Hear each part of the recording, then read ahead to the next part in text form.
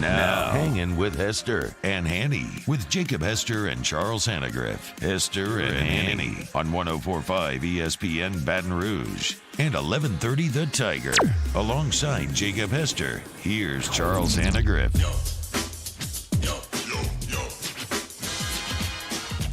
And good afternoon. Welcome to Hangin with Hester and Hanny, 104.5 ESPN Baton Rouge. If you're listening in Shreveport or in the Shreveport area at 1130 The Tiger, watching us on CST or on YouTube, 104.5 ESPN is the page.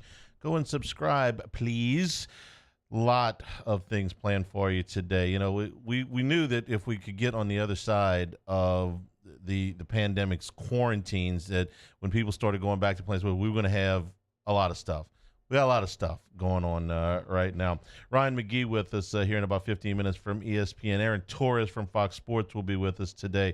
Dari Nowkhah from ESPN will be with us today. Hunt Palmer in his usual spots. Lots going on with LSU basketball. We'll do first, second, and no class in hour number 2. But we lead off today with the news this morning that after 43 years as the head coach for LSU gymnastics, the longest tenured coach in the history of the Southeastern Conference in any sport, DD Breaux announced her retirement after 43 years, and she joins us right now to lead off the show.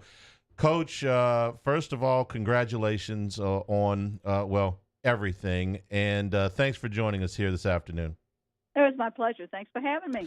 All right, the first question, I know you crafted a very nice letter that is on the LSU website about a lot of your feelings right now, but I'll start off asking you to kind of explain that. Why now? Well, why now is because, you know, this thing started for us before the end of our season in March. And prior to that, I asked Joe Oliva to make Jay Clark my co-head coach. And Jay's been with me for 8 years. And I just felt like at the end of last season, with all of the zigzagging and all of the changes and everything that we were going to have to do to make this season work, it was going to take someone that's not maybe as intense as I am, somebody that maybe isn't as rigid as I am. And I decided that after 43 years and all of the accomplishments and, you know, to leave the program at the very, very best it's ever been is pretty exciting. And I just think that Jay Clark's going to do an incredible job, and I wanted him to have the opportunity to. I mean, he's an ace recruiter, and you know we have amassed probably the best team we've ever had at LSU. And you know I hate to say that because Sarah Finnegan, McKenna Kelly, Juliana McKenna, Lexi Priestman, Ashley Knight, Maya Hambrick. You know, through the years we've had some fabulous student athletes, but this team I think is in great hands. And I have the opportunity to stay involved with the university, and now is as good a time as any. Coach, being with the program for 43 years, and you built this program, you've been in every situation possible. What's the one thing you're most proud of after 43 years? Well, 43 years not giving up, not allowing the naysayers of the Title IX movement to close our program down, not letting financial problems that I feel like administrations and directors got themselves into, not allow them to fold our program, but to have the kind of support that we've had from, you know, Ernie Hill, Bill Bankhead, and Board of Supervisors members like Laura Leach throughout the years. I am proud of my longevity. I am proud of the accomplished. I am proud of the number of All-Americans and academic All-Americans that we've put together. You know, it's a legacy of accomplishments, and I'm proud along the way. I'm proud of how my team responded after Hurricane Katrina, and they walked into the field house and were putting food into feeding tubes, and in so many memories. Some of them great, some of them not great, but some of them are just absolutely priceless. And I take that with me. And, you know, traditions don't graduate, so a lot of the things that we have at LSU, the culture of this team, is going to stay. But I'm gonna pick up my pencil and a few pictures, and hopefully I'll get another office and can do a different kind of work. Coach, with the COVID protocols in place as they are, and I'm not exactly sure where all your team members and staff members are right now, how were you able to tell your team and your staff about your decision? Well, we went up on the rooftop. We, got some direction from Shelley, and the protocol is, they have to distance themselves. I've got group 1 and group 2. Group 1 is the freshmen that came in 2 weeks ago, and they're actually starting their voluntary practice in the gym.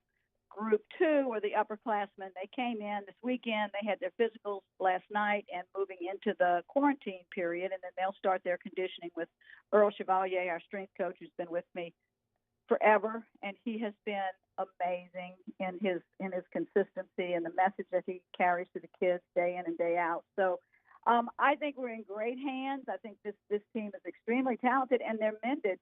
We had a lot of injuries last year, just kids that came in with injuries, kids that had existing injuries that we couldn't get in front of. And this period has allowed them to heal.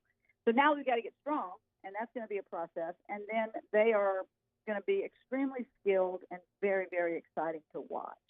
Now, I don't know if that answers your question, but I sure gave a pitch for LSU gymnastics. Well, I just can imagine the emotions of having to tell your team and your staff that you were making this decision.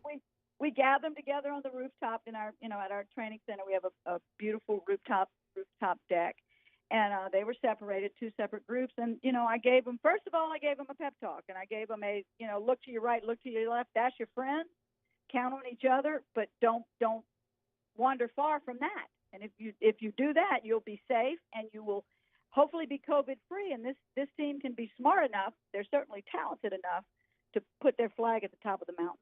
And then after I pumped them and told them how great they were and are going to be, then I said, and by the way, I am going to retire, but I'm so excited about this next chapter and who's going to take over this program and this incredible training center and everything that we have accomplished as a staff. They're going to continue on, and I'm going to take a new role. And you couldn't see what was going on behind those face masks, but I saw a lot of big wide eyes, and we had a lot of hugs when it was over with. So I'm looking forward to watching this team, and not only this team, but all the other teams at LSU, and hopefully be a part of the process of a winning tradition. Coach, just talking about that facility, I can appreciate your dedication because you and I have had this conversation so many times. There was days where you're handing out tickets at the Winn-Dixie, and then all of a sudden you're selling out the PMAC. In the rain. I've seen you do it in the rain, and you had that dedication to build this program, and now you're selling out the PMAC, and now you have this state-of-the-art facility that nobody really in the country has. What's it been like just to see that growth through your hard work and others' hard work? Well, to pack the PMAC, and people ask me, did you ever believe this would happen? I always believed it. I always believed that, with the right effort, the right energy, the right enthusiasm, that fire in your belly, that this would happen, and it has happened because of belief, but because of a village of people that worked hard in unison with the same message and the same intensity as I had. And for that, I am so grateful for the Jason Suits, the David Landrys, the Brandon Barrioses, that all of those people, Stephanie, all of those people, our trainers, our nutritionists. I mean, it takes a village, and we have been blessed with an administration that recognized that and gave us all the tools that we needed to be successful. I've heard this story before, but for those that haven't, you've got to tell us one more time about where you started and what you were training in when you took over the program in 1978. Well, I actually started in 77 because that was the fall of the year. I was hired at the end of that summer, and I was still in graduate school. Carl Maddox's daughter-in-law coached me, Mary Camille Treweek Maddox. She coached me for a while, and she called me, and her father-in-law was Carl, and said, "Hey, look, they're looking for a coach. Carl wanted me to call you. Are you interested?" I went, "It would be a dream come true, but I'm in graduate school, and I just signed a contract to do a fill-in for someone that was on maternity leave at St. Joseph's Academy." And I asked my dad, and Daddy said, "I think you get out of that contract. I think you go work at LSU and follow your dreams." So that's what I did. And they hired me. They paid for my graduate school, and I got a little bit of stipend. And Pat Newman was an incredible mentor. She was the women's coordinator and the tennis coach at the time. And I got so much support from Ernie Hill. They wanted me to coach in that old women's gym in the Huey Long, and I'm like, nope, not going to do that. And Ernie said, "Hey, look, we'll make a space in the field house and have this corner, and we'll have to pick the equipment up from time to time. Well, from time to time meant like once a week, but it didn't matter. I had tremendous support from Ernie Hill and Bill Bankhead. I mean, people like that just kind of greased the skids for me. And, I had different athletic directors that wanted to drop the sport and, went in and fought the battle. I got a phone call from one athletic director and said, I need to come across the street. And I had a prior phone call that said, don't go. Don't even answer that phone call. Don't go across the street. So it's been a lot of memories, a lot of uphill battles, but I can tell you every battle was worth fighting. And every battle that I fought, there was somebody stronger and tougher than me telling me it's the right thing to do. The Laura Leaches, the DD Fullmer Gilberts, the people that were there during this time were absolutely amazing and very supportive. All right, Coach, I've got to ask the tough question, maybe what you're going to miss the most. I know for me, whenever I stopped playing football, I missed being competitive, and I missed just being around the guys in the locker room and having fun talking about everything outside of football. So I've got to know, what are you going to miss the most? I'm going to miss laughing at the girls and, being a part of that growth process. And, Jay has a daughter about this age, his own, and he's very, very good at this. And, this generation of kids are different than 10 years ago, 20 years ago. Every generation's different. But, these kids, I love them. I tell them I love them, and they tell me back. And they're just a great group of kids, and they're fun to laugh with. They train hard. They work hard. They don't shy away from hard work. And, like I said, Jacob, I'm intense, and I'm going to miss that intensity. I'm going to miss that flow of enthusiasm. But I've got grandkids. I've got hobbies. I've got a lot of things. And Scott and Stephanie have offered me a position with the university where I can continue to be enthusiastic about LSU and about Louisiana. It's a win-win. Southeastern Conference has been around for 87 years. You've been a coach longer at one place than any coach in any sport in the 87-year history of the Southeastern Conference. You really should, before you leave the office, have Brandon Barrio, your associate director, works in sports information, go count up the coaches that you outlasted. Just, you need to give him a long project and just say, hey, take this and count them up for me. And I have no idea what that number is. In my recollection, I know who I've outlasted. And I've watched people walk out that door and be negative about LSU. And that's the wrong emotion. And, I know who I've outlasted. I know who has retired before me. And, I look at Skip Bertman and I look at his exuberance and his physical slowdown, but his mental push to continue to be all he can be. And that's my beacon. He was a mentor to me, and that's my beacon. And to leave this program in the best shape it's ever been in is really all I could ask. Coach, congratulations. Enjoy your retirement, and I'm sure we'll be seeing you around. I got a pretty good idea that we will see you from time to time. Listen, my feelings will be hurt if I'm not asked to go on that annual coaches trip with you. So that's right. That's exactly I might right. have to, pull your cables or do something for you, but I'm up for the task, whatever it takes. Absolutely. Thank you, Coach. We appreciate All it. right, Congratulations. Thanks for having me. 43 years as a head coach. That's amazing. It's so funny. So right there at the end, she mentioned the coaches caravan, and we've done them a couple of years, and Gordy and I have been fortunate enough to host those events. But the other coaches from the other sports, it's so funny seeing them at a football game and doing something outside of their norm because they had a blast. We had Beth, we had Will, we had DD. It's always fun to see them kind of get out of their element a little bit. So don't worry, DD. 43 years, you're still on the trip. I got a chance to work. I've known her for a long time, obviously, but I got a chance to work some celebrity waiter events with her. And, the celebrity waiters are fundraisers. They're for good causes and all that.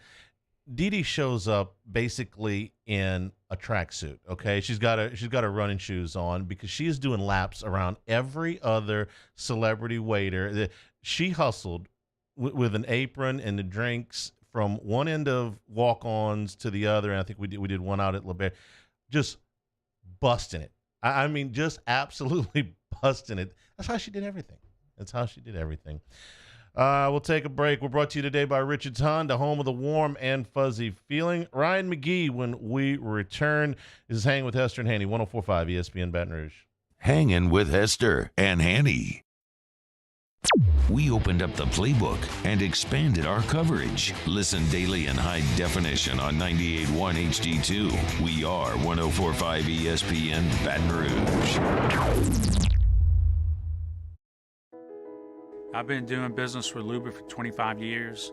They're dependable, trustworthy. It's just the attention to detail with our clients.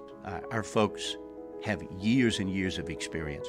They're highly trained professionals. But many companies have that asset. What I'd like to think makes Luba a bit different is that we use those talents in a way that truly is dedicated to serving the needs of the folks who depend on us. Are you a licensed contractor? There's lots of good contractors in Louisiana doing work the right way, but unfortunately, too many unlicensed contractors are working outside the licensing requirements. Working as a contractor in Louisiana requires a license for the company doing the work. The Louisiana State Licensing Board for Contractors wants to help you get licensed to allow you to conduct work legally. It's not difficult to get the license. We can help you. Go to lacontractor.org for more information. Licensed contractors, it's the law. This is big, really big. I mean really, really, really big. Because Honda's summer clearance event is going on right now at Richards Honda. With 0 to the 4th power on brand new Honda Civics. That's 0 down, 0 due at signing, 0 security deposit, and 0 first month payment. Plus, summer clearance on every new vehicle in stock. Just another reason why people call Richards Honda the smart choice. I-12 at Millerville Road and richardshonda.com. This is a house call. This is a follow-up appointment. This is a diabetes checkup. This isn't just more convenient care, it's more advanced care. This is innovating healthcare at Louisiana's #1 hospital, Ochsner. Gulf Coast Bank and Trust is a local bank with a straightforward philosophy. It's about doing the right thing for our customers. Participating in our community with annual local fundraisers. Offering individual attention in a modern banking atmosphere with a trusted local company. Gulf Coast Bank invested in technology with a local touch, giving our customers the power to bank anywhere, anytime. We're building relationships through personal service as the bank that cares about you. Gulf Coast Bank and Trust, the bank that cares about you. At All-Star Toyota, you get it all. If you're in the market for an all-new Toyota vehicle, come see our friendly and knowledgeable sales team at All-Star Toyota. Located in Baton Rouge at the corner of Airline and Goodwood, we've been serving our community since 2005 by offering a large selection of new Toyota cars, trucks, and SUVs. Get behind the wheel of your dream car and take a test drive at All-Star Toyota today. ServiceMaster Elite create clean, disinfected work environments. As a local business, we take pride in serving the New Orleans and Baton Rouge areas. Our cleaning protocols follow CDC and OSHA standards for healthcare settings, offices, senior living, restaurants, and industrial plants. Contact ServiceMaster Elite to get your operation ready for reopening with germ disinfection cleaning. ServiceMaster Elite, the trusted choice in professional cleaning since 1996. To all of our heroes working on the front lines of this COVID-19 pandemic, your bravery and selflessness represent the very best of us, and we want to say thank you. I'm asking everyone around the state to join me in celebrating the heroism of our healthcare professionals on the 19th of every month at 1900 hours, that's 7 p.m. Write a note of appreciation, make plans to donate to charitable organizations, or say a prayer. To learn more, visit 19thanks.org. Thank you, and God bless. Hey, it's Matt Moscona inviting you to join us for Tuesday's AFR, presented by Insurance Network of Louisiana. We'll get a check-in from Saints workouts, and we'll recap Pels Grizz from the bubble. Join us 3 to 6, 104.5 ESPN Baton Rouge. Hangin' with Hester and Hanny on 104.5 ESPN Baton Rouge and 1130 The Tiger. We're brought to you by Richards Honda, home of the warm and fuzzy feeling. Join us now, Ryan McGee from ESPN. Marty and McGee, you can hear it every week here on ESPN Radio here in Baton Rouge. Ryan, how you doing? I'm good. I'm just, like everyone else, I'm just sitting here waiting. I just canceled my hotel room for the Indy 500 for later this month. That sucks, but it is what it is, boys. And my dad has always had a saying, talking about, we're trying to hold something together about running with an armload of Jell-O. And I'm sitting here scrolling through my Twitter timeline, and I'm reading all these various rules and regulations being handed down by all these different high school sports associations, including some cancellations of seasons already. Maryland just canceled their whole fall season. And I'm reading about all these different conferences in college football seemingly on different pages. And, Major League Baseball games being canceled. And I'm like, all I can think of is my dad saying, we're running with an armload of Jell-O. Ryan, there are some positive things to talk about, though, in regards to a lot of these things. And I guess we can, get to some of those as they come up, but there are some rumblings that the Southeastern Conference is getting closer on the release of schedule. Those rumblings coming mostly out of Birmingham. What's the latest you've heard on when we may have some clarification to the +2? Well, I mean, I can tell you, what we know at the SEC Network, which is that something's coming pretty soon, because as you can imagine, the logistics for the network, as far as figuring out who to send where and, what games will be on, and all the games will be on, but just, how you're going to televise and all that's happening right now. So I think it's imminent, and I think it's coming very quickly, maybe a little quickly, more than people realize. I know there's been a lot of different ideas out there as far as how to release the schedule, but sitting here talking to you, I feel like it needs to be a Marty and McGee show. Y'all need to be in the recliners. And just to have y'all's reaction, just y'all's face, it maybe needs to even be uncensored, because I feel like that would be the best TV. Yeah, well, the important thing is that, if you're, in what could be an overwhelming, somewhat confusing situation, I think the most important thing is to have, Marty McGee in there, because we do such a great job of clarifying things. we usually make it worse. But no, but here's how I know.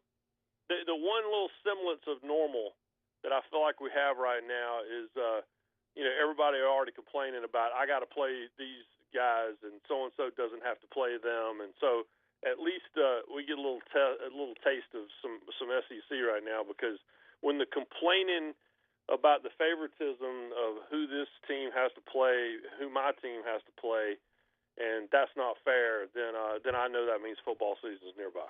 Well, let me give you an opportunity here before we know what's going to happen. Put yourself in Mark Womack's chair. What would you do? Well, I don't know.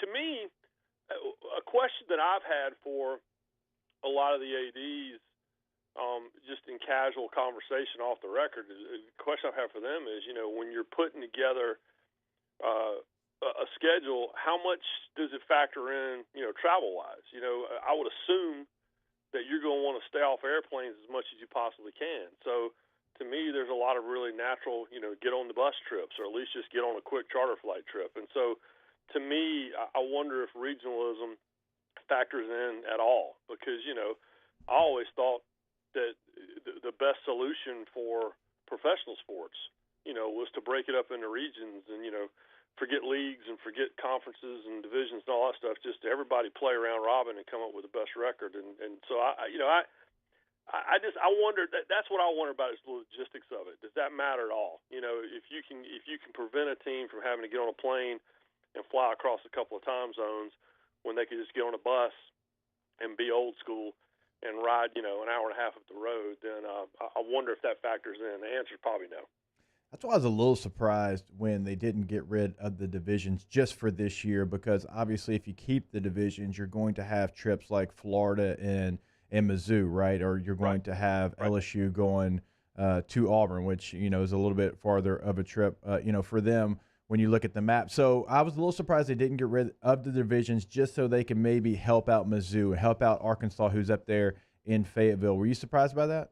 Yeah, I was. But just because what we kept hearing in the beginning of all this was most of the potential solutions dealt with regionalism. I mean, at one point, and obviously this has changed dramatically, but at one point, there was even talk about, finding some natural rivalries that aren't being played just for the sake of getting games on the schedule, like a Clemson, Georgia. That's an easy trip. I've covered a game at Georgia and gotten in the truck and hauled butt to Clemson and gotten there for a game that night. And those are two teams that, in my mind, should be playing every year anyway. And so I was a little surprised there weren't more of those types of solutions, because in the beginning we were under the impression that all these conferences were all in this together. But obviously we have learned over the last couple of weeks, really since the Big Ten made their announcement way back on, June 9th or whatever it was, no, they're not on the same page. Today we got the official word about the Big 12, the last of the Power 5 conferences. They're going 9+1.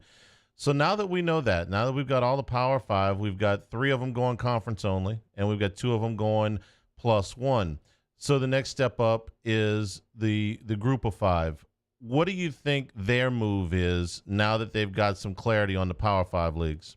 Well, I think that the further you go down, and when you're talking about the group of 5, and then you're talking about FCS or whatever, they were waiting on, they had to wait to see what the Power 5 conferences finally were going to do. So now, I think you'll probably see the group of 5 conferences. I think they'll follow the +1 model. The problem they have is some of those conferences get so spread out that this travel thing that I'm talking about, if you're talking about not dealing with as much revenue at the gate as you normally would, and if you're talking about, you're not going to get to go play your step-up game to get a paycheck or whatever. To me, again, the logistics of it, the travel of it, because, you look at some of those group of 5 deals, and I think they will at 100% be throwing out divisions, and they'll try to make it as regional as possible, because what you don't want is, you don't want teams flying from the southeast to New Mexico. And, to me, the solution there is to keep it as regional and keep it as, again, in theory, be able to put them on the bus as much as you possibly can. And we did get one of those leagues today, right before the show started, actually, which is the Sun Belt, that is going to allow up to, and I thought that was the key phrase, up to 4 games. Hey, if you can find them and you can play them and you think it's safe, they're giving them at least the latitude to do that. Right, and I think that's smart. And honestly, I'm a little surprised that the Power 5 conferences didn't build in more flexibility. But again, I think that goes back to they didn't really cooperate as far as all getting on the same page. And so, to me, all this is written in pencil. And it's the reason that the SEC isn't playing until the end of September, because, the wild card in all this is, and I've been screaming this. Hester, I know I've said it to you. I've been screaming this since April, which is, at the end of the day, none of this is going to be dictated by football. It's going to be dictated by what happens on campus. And this is what the players have been saying. The SEC players said it on the conference call last Wednesday, and the Pac-12 players have said it much more loudly and much more publicly since then, which is, my concern has never been protecting the athletes in the facilities. My concern has always been when the 25,000, 35,000, 55,000 students return to campus and they just act like college kids. My question has always been, how is that going to affect everything? And that's why none of these schools are playing football games, until the middle or late September, because, if every campus turns into a petri dish and they have to send everybody home again, that gives you room to do that instead of having already played 2 games. All right, Ryan, I got a little bit of a lighter question for you. I know Coach O did the Hillbilly headlines over the weekend, and so I've got to know, since I've had the ability to have the intro to Hillbilly headlines in Tuscaloosa this year before LSU and Alabama, who did it better, Coach O or me? Well, Coach O just did our intro, and so I'll say you, because you went all in. I got to do a headline. Yeah, you did a headline. Ben McDonald has done a headline. The funny thing was, I think we did it with you too, is with Ben. every headline we picked was in Louisiana. And so every time Big Ben would start reading one, he goes, I'm pretty sure I'm related to this guy. And it was so funny. But Coach O recorded, as far as I'm concerned, I've told the producer we need to use it every week. And it's just Coach O saying, it's time for the Hillbilly headlines. And but yeah, no, you went all in. You've done them. We had Chase Elliott, the NASCAR driver, doing with us. Clinton Yates, the undefeated. He comes on and does them with us pretty regularly. So yeah, no, it's a star-studded group, and you, sir, and I'm not just saying this. As far as you know, I'm not just saying this because I'm on your show. You were the best one. Yeah, I appreciate that, and I did have some adversity. I was in Tuscaloosa. I was in enemy territory, and I was getting booed the whole time, and so I had to worry about that as well. I wasn't on my home turf. Well, we have zero regard for your personal safety. It's all about using you up and getting you on the show. Fair enough. I'll do it again. Ryan, we appreciate your time. Thanks so much. Oh, we forgot to mention Space Camp. Oh, Space Camp. We're That's right. all alumni of Space Camp here on this show. I went in Natchitoches, Louisiana. Hanny, where'd you go? I went to Huntsville. You went to Huntsville. McGee, where'd you go? I went to Huntsville. Okay, there you go. And I saw you posted. I'm so old that when I posted that picture of the Space Camp, people were like, "You don't even have on like a flight suit." I'm like, "No, I was there like early on. I was like a pioneer. It was one of the first years they had it." But yeah, I was commander, and I successfully got my shuttle home despite a lot of trouble, and it was and then I unsuccessfully tried to kiss my co-pilot, but she didn't want to have anything to do. Hey, you miss all the shots you don't take. I was there in '83, if my math is doing right. I was there the next year, so you're a bigger pioneer than me then. We were, I went twice. I went back for the advanced thing the second year, so we might have been there the same year. You could have failed the mission for somebody. We had to land in White Sands because there was a hurricane or something was hitting Florida. We had to land in White Sands. So I flew a mission. It was really cool. I dug out the Polaroids last night to find a picture posted on Twitter, and everybody's reaction is, "Are you wearing pants?" Because all you see is my legs, and I'm like, "Y'all, I'm wearing." First of all, it's 1984, so I'm wearing the shortest surf short ever, and second of all, I'm in Huntsville in July.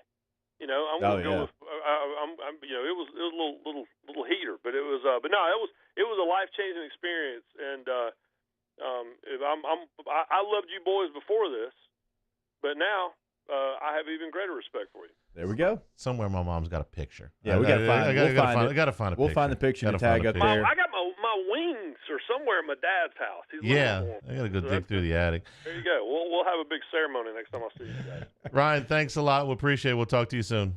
All right, boys. Appreciate it. See ya. We'll take a break. Hanging with Hester and Hanny, 104.5 ESPN Baton Rouge. Hanging with Hester and Hanny. GMFS Mortgage, GMFSmortgage.com. The rates have never been lower. Right now, you got to take a look and see whether you're in the market for a new home or you're in the market for a refi. There's no better time to look than now, because you're going to have short-term benefits, the ability to skip a mortgage payment or two. You're going to have long-term benefits, a lower rate. It's going to mean more money in your pocket. When they talk about changing lives, they talk about changing your monthly budget. But if you are in the market for a new home, you may have more purchasing power now than you've ever had before. Sit with a counselor from GMFSmortgage.com. It's somebody local. It's somebody that knows the area. You'll ask you a few questions, you'll answer them, and they'll give you all of the options. And from there, all the way to the close, they'll take you through step by step, so there'll be no surprises. Do what I did, do what thousands of others have done, and have your life change. The qualified people at GMFSmortgage.com, they really are changing lives. Off the Bench, Hanging with Hester and Hanny. After further review and more are all live daily on the 104.5 ESPN Baton Rouge YouTube page. Subscribe now to interact with us inside the live chat. Find highlights for each show's channel and get notified whenever we go live. If I built a van, it would do more than haul. It would carry my entire business. I'd make it available in dozens, if not thousands of configurations. It would keep an eye on my fleet. And an eye out for danger. If I built a van, I'd make it available in diesel and gas. And I'd build it right here in South Carolina. Introducing the all-new Sprinter, starting at $33,790. Built in the USA. Mercedes-Benz. Vans. Born to run. Are you a licensed contractor? There's lots of good contractors in Louisiana doing work the right way, but unfortunately, too many unlicensed contractors are working outside the licensing requirements. Working as a contractor in Louisiana requires a license for the company doing the work. The Louisiana State Licensing Board for Contractors wants to help you get licensed to allow you to conduct work legally. It's not difficult to get the license. We can help you. Go to lacontractor.org for more information. Licensed contractors, it's the law. Crime has serious consequences, but anyone can make a mistake. If you find yourself in trouble with the law, know that you have rights, and it's okay to demand them. The law offices of O.C. Brown are here to protect you and your rights. Felony or misdemeanor, DUI or drug charge. No matter what crime you're accused of, you still have rights. Let the law offices of O.C. Brown uphold them. Call 225-343-1111. Your law firm for a lifetime. I've been doing business with Luba for 25 years. They're dependable, trustworthy. It's just the attention to detail with our clients. Our folks have years and years of experience. They're highly trained professionals, but many companies have that asset. What I'd like to think makes Luba a bit different is that we use those talents in a way that truly is dedicated to serving the needs of the folks who depend on us. At All-Star Toyota, you get it all. If you're in the market for an all-new Toyota vehicle, come see our friendly and knowledgeable sales team at All-Star Toyota. Located in Baton Rouge at the corner of Airline and Goodwood, we've been serving our community since 2005 by offering a large selection of new Toyota cars, trucks, and SUVs. Get behind the wheel of your dream car and take a test drive at All-Star Toyota today. Gulf Coast Office Products is a nationally recognized Savin office equipment dealer based right here in Louisiana. Over 100 employees strong, Gulf Coast has the boots on the ground to support all vertical markets from education, engineering, legal, and finance. With the latest in office technology from desktop to production segment units, Gulf Coast and Savin have the perfect fit for you.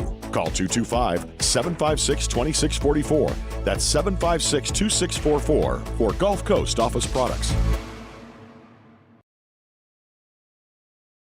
Join us for a Tuesday edition of Game Time with Jimmy Ott and Ben Mintz. Matt Yeoman and Mike Delicano will join the show as we're live from Doe's Eat Place from 6 to 8 p.m. Come say hi or tune into 104.5 ESPN Baton Rouge.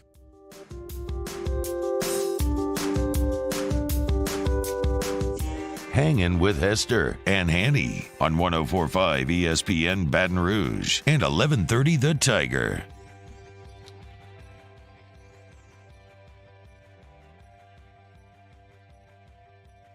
We're brought to you today by Richards Honda, home of the warm and fuzzy feeling. Hanging with Hester and Hanny. If you're watching along with us on CST, welcome. Also on our YouTube page at 104.5 ESPN. Last night could not have gone any better for the New Orleans Pelicans, and boy, did they need it. An absolute must-win over the Memphis Grizzlies, who they picked up a game on and who are now 0-3 in their return to the bubble, 109-99. I got to be honest with you, Jacob. I watched this game from start to finish, and I felt really good about it up until about the 5-minute mark. And it wasn't because the Pelicans had built a nice lead, and then Memphis had sort of reeled them in with that 13-2 run in the third quarter. But I knew that the run was coming. I felt like the Pels had control of the game throughout, even when Memphis had come back and taken that short lead when Jaren Jackson Jr. Had kind of gone on his little mini run. And I felt like the energy that they had expended to put them to that point, the Pels would be able to overtake that. You see this a lot. A team falls behind by a lot. They go on a big run to get even or just ahead, but they can't sustain it all the way through the end of the game. So the fact that it wasn't at the end, it was in the third quarter, the Pels are fun. I'm going to tell you when I got nervous. That's when I got nervous. 5 minutes to go in the game, and the Pels are up 97-90. Mm-hmm. And J.J. Redick gets fouled, and he goes to the line. And J.J. Redick is a 91% free throw shooter, and he missed them both. Yep. Now, I'm not going to go back and look up the last time J.J. Redick missed 2 free throws You in a might not row, find it. on the same trip to the line because I don't have that kind of time. Yeah. I just know it doesn't happen very often. He was probably in bitty basketball the last time he missed 2 free throws. And at that point, I'm just like, okay, is this how this goes? Is it really? Because they had played well to that point. They had played more inspired defense. They had gotten more minutes out of Zion Williamson. Brandon Ingram was having a terrific game, and he closed out with a terrific game. But I said, doggone it. Here's the point of the game where if Memphis is going to make their run, they make their run right at that 5-minute mark. This is sort of the end of it here. They've got a few minutes left to do this. J.J. Redick doesn't miss free throws. And then on consecutive trips to the line, Zion Williamson went 1 for 2. And I'm thinking to myself, okay, if they lose this game on missed free throws and it starts with J.J. Redick, then it's just not meant to be. And to their credit, they righted the ship. And I thought that Brandon Ingram, 2 big shots. The 3 that put it away from 26 feet is what everybody's going to make the big deal out of it. But that pull-up jumper that he hit from the baseline, I thought was also a big shot. It was a tough shot, but he got himself clear and made that. I thought Ingram made the plays down the stretch. And Williamson, he was gassed at that point early in the fourth quarter where it's like, you know what? He looks like, and I'm starting to think, okay, maybe the conditioning isn't there. Yeah. But he went out for about 2 minutes, checked back in at about the 4.5-minute mark, 5-minute mark, and came back and made some big plays. He got himself to the line twice and a drive on the baseline for that score over basically 2 taller defenders was a huge, huge play. I thought as a group they played much better. Not only do they get a win over the Grizzlies, Shake Milton makes a 3 inside of 10 seconds for the Sixers last night to beat the Spurs. And so everything that could go right for the Pelicans did last night. Maybe T-Bob was on to after something. 3 days. No, well, I'm not going there yet. Okay. But did you see his Twitter post? Yeah. Oh, man, dude. Him and Alice in the driveway. I mean, he was going crazy. But everything that could go right for them did last night. Look, this team has a lot of talent. We've talked about that so many times. And obviously, B.I. and Williamson, that's who you're going to pay attention to. Drew Holiday, who I still think is the best defensive guard and maybe in all of the NBA. When he plays well, obviously that helps you. But when Lonzo Ball plays well, this team's completely different. He was the highest rated player as far as plus minus for the Pelicans last night, and he is so key to what they do. Now, he's still, from my liking, shot too many threes. He was 2 of 7. That's just not his game. He's improved that part of his game, Hanny, but that's just not his game. His game is he can find the open man. He can steal the basketball. He's been playing better defense.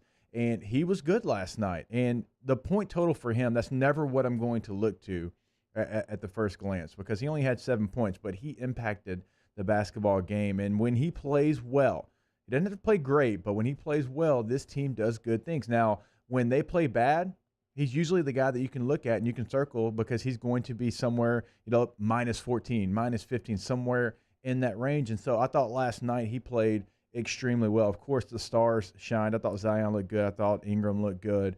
But for me, Lonzo Ball is so key for this basketball team to get where they want to go. There were at least 2 assists that he doled out from past half court. Yeah. Those are the spectacular plays that he can make. There's no question. His turnovers were down last night as well. They were. So what exactly does this mean? Well, it means that with 5 to play, the Pelicans have life. They lose that game last night, it's over. They're just going to play out the string at that point. But they got themselves the same problem. They picked up a game on the Spurs. They picked up a game on the Grizzlies. It's really, to me, it's more about 9th. I still don't know that 8th is something that's going to happen, but 9th is a possibility. And with what they've got left, you feel like they're better than Sacramento. They're better than Washington. What will Orlando have on the line by the time they get to that game? And so then the key game is the Spurs. I mean, they got to win the games against Washington and Sacramento. If you don't do that, then we're not even having a conversation. They got to beat San Antonio on Sunday. That, to me, is the game. And I'm not backing off of what I said yesterday. I don't know that this team has the focus and the consistency to run off 6 straight wins, even against a couple of teams that they're clearly better than. But I'm going to watch. I'm hopeful because last night had, I thought, some playoff similarities. This was a game that they had to win, and they did.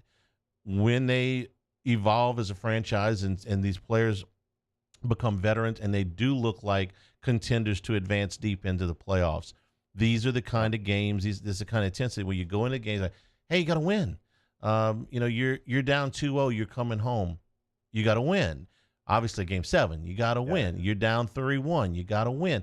Those type of scenarios, they saw, I thought, maybe their first one last night. It sort of felt like that way against Utah, but not anything close to last night. I agree with you, and your one hope is they didn't empty the gun last night, right? Just put all the emphasis on that game because now you still got so much more work to do. And all those games are obviously winnable basketball games. And, hey, if they beat Sacramento and they beat Washington to set up that game against San Antonio on Sunday, then you know they can put it in another gear. So these 2 games, and this is obvious because now every game is a must-win, but it's a winnable game, but you have to have that same effort. You have to have that same focus. You have to do the same things that you did. Drew Holiday was so good against John Morant last night. Well, he's got to bring that to every score on every team that they play. And so I'm looking forward to it. Last night, if they didn't win that game, I don't know how much Pelicans we would have been talking today, but they kept the dream alive. They kept their hopes up.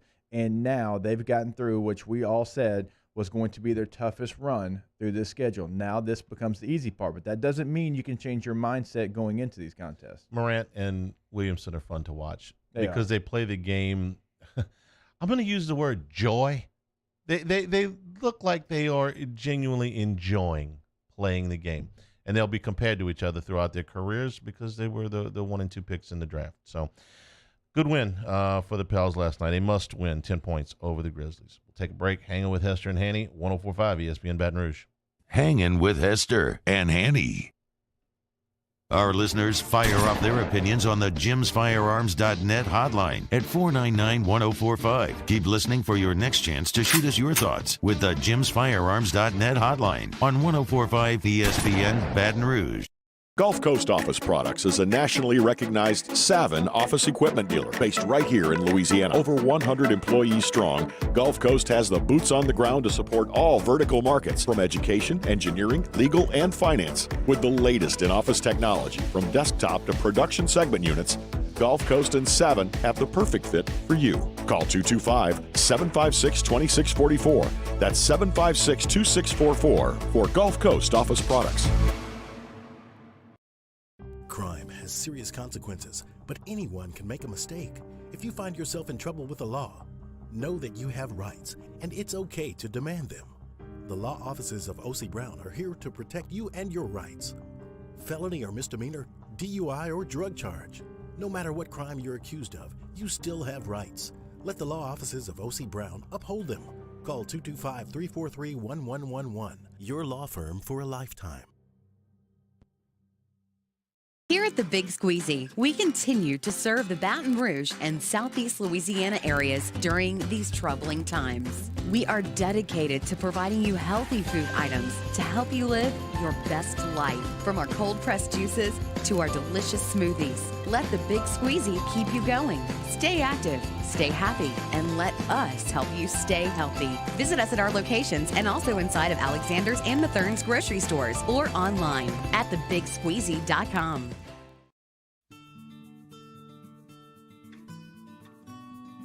This is a house call. This is a follow-up appointment. This is a diabetes checkup. This isn't just more convenient care, it's more advanced care. This is innovating healthcare at Louisiana's #1 hospital, Auctioner.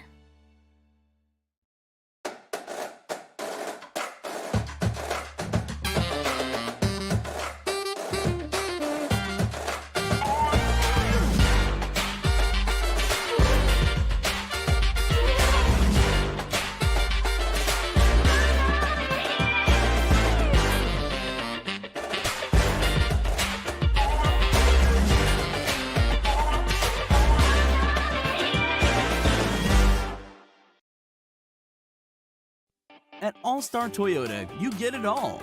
If you're in the market for an all-new Toyota vehicle, come see our friendly and knowledgeable sales team at All Star Toyota.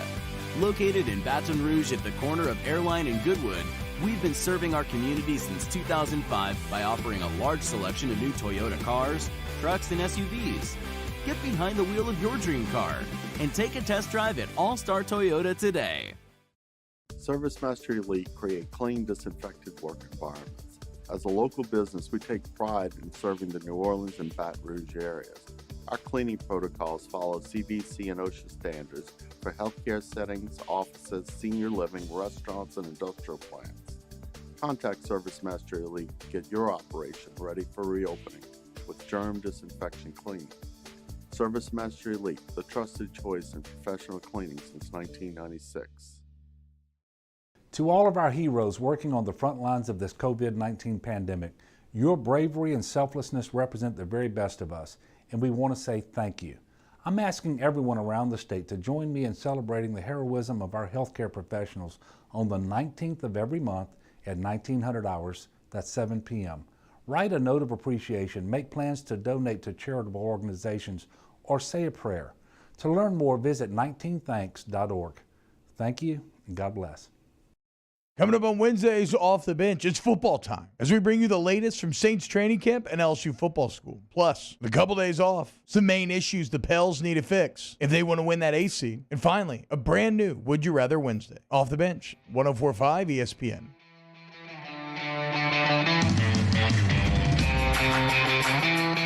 Hangin' with Hester and Hanny on 104.5 ESPN Baton Rouge and 1130 The Tiger. So we mentioned it briefly when we were talking with Ryan McGee, but the Big 12 has become the last of the Power Fives to who? The Big 12. Where's that? Texas mostly. Oh, okay. They decided to go 9+1. You want to know my first thought when I heard they were going to go 9+1 was, who are you going to play in the one? Because you can't play the SEC. You can't play the Pac-12. You can't play the Big 10. You could play the ACC if you can manage to get some of those games scheduled, but mostly this is going to be against, I'm guessing, Group of 5 schools. I was thinking all the schools within Texas, UTEP and SMU and UTSA, maybe since now they don't play LSU. And we wonder how many of those games are going to be actually viable, and if they are, how much money are you going to lose? If you can't fill your stadium and you have to pay them, and you have to pay them, and you're not sure about testing protocols. I mean, if you're Baylor and you call UTSA, and the first thing they're going to say is, what are your testing protocols? And then the second thing is, how are you going to pay for them? And so doesn't UTSA say to Baylor, well, we'll meet all your testing protocols as long as you pay for it? I'm just wondering where that other game is going to come from. Now, we did get the Sun Belt say that they could play up to 4 non-league foes, which gives you somewhat, at least it's not all the way across the country, but you get the same cost problems. Yeah. I'm actually genuinely curious who they're going to play. You possibly could see no games in that last spot. I mean, if you can't find an opponent, Hanny. Now, I'm sure they've done their homework, they've done their research, they feel like they got probably a pretty good grasp on who's available right now and who they think they could get in there. Could UL Lafayette drive over to Texas? That's a pretty quick trip for them, and UL Monroe and whoever from the Sun Belt outside of a couple of teams there in the East. I mean, they could make that trip, but I mean, like you said, that's the whole reason that we've been talking about this, because our protocols, because we have the resources, are going to be more thorough than your protocols. That's just the way it is. And so I've got to know, okay, what are you doing? Because I'm not paying for your protocols. I'm not paying you the same amount that I would pay for you to come here in a normal situation. You're not getting $1 million to come play me. I'll give you $250,000. I can put something on it. I ain't giving you $1 million, right? So there's going to be some of those conversations, and I would assume these Group of 5 teams, though, they'll almost take whatever they can get at this point. You play non-conference games for one of 3 reasons, right? You play them. Number one, your big non-conference games, you play them for the prestige. This can help us in the rankings. Yeah. This could potentially be this could get us into a national championship game. Your team certainly did that. You guys don't beat Virginia Tech, you're not getting into the national championship game. So one is prestige. Number 2 is money. Yep. Maybe I should have put that one first, okay? You bring in somebody, you give them a check, you rake the profit, and you have your rental win. The third one is to get you prepped. Sometimes you play one of these games. It's not really it's not a big money maker for you, but you play it, you get prepped. That's really the only one left on the table because there is no prestige.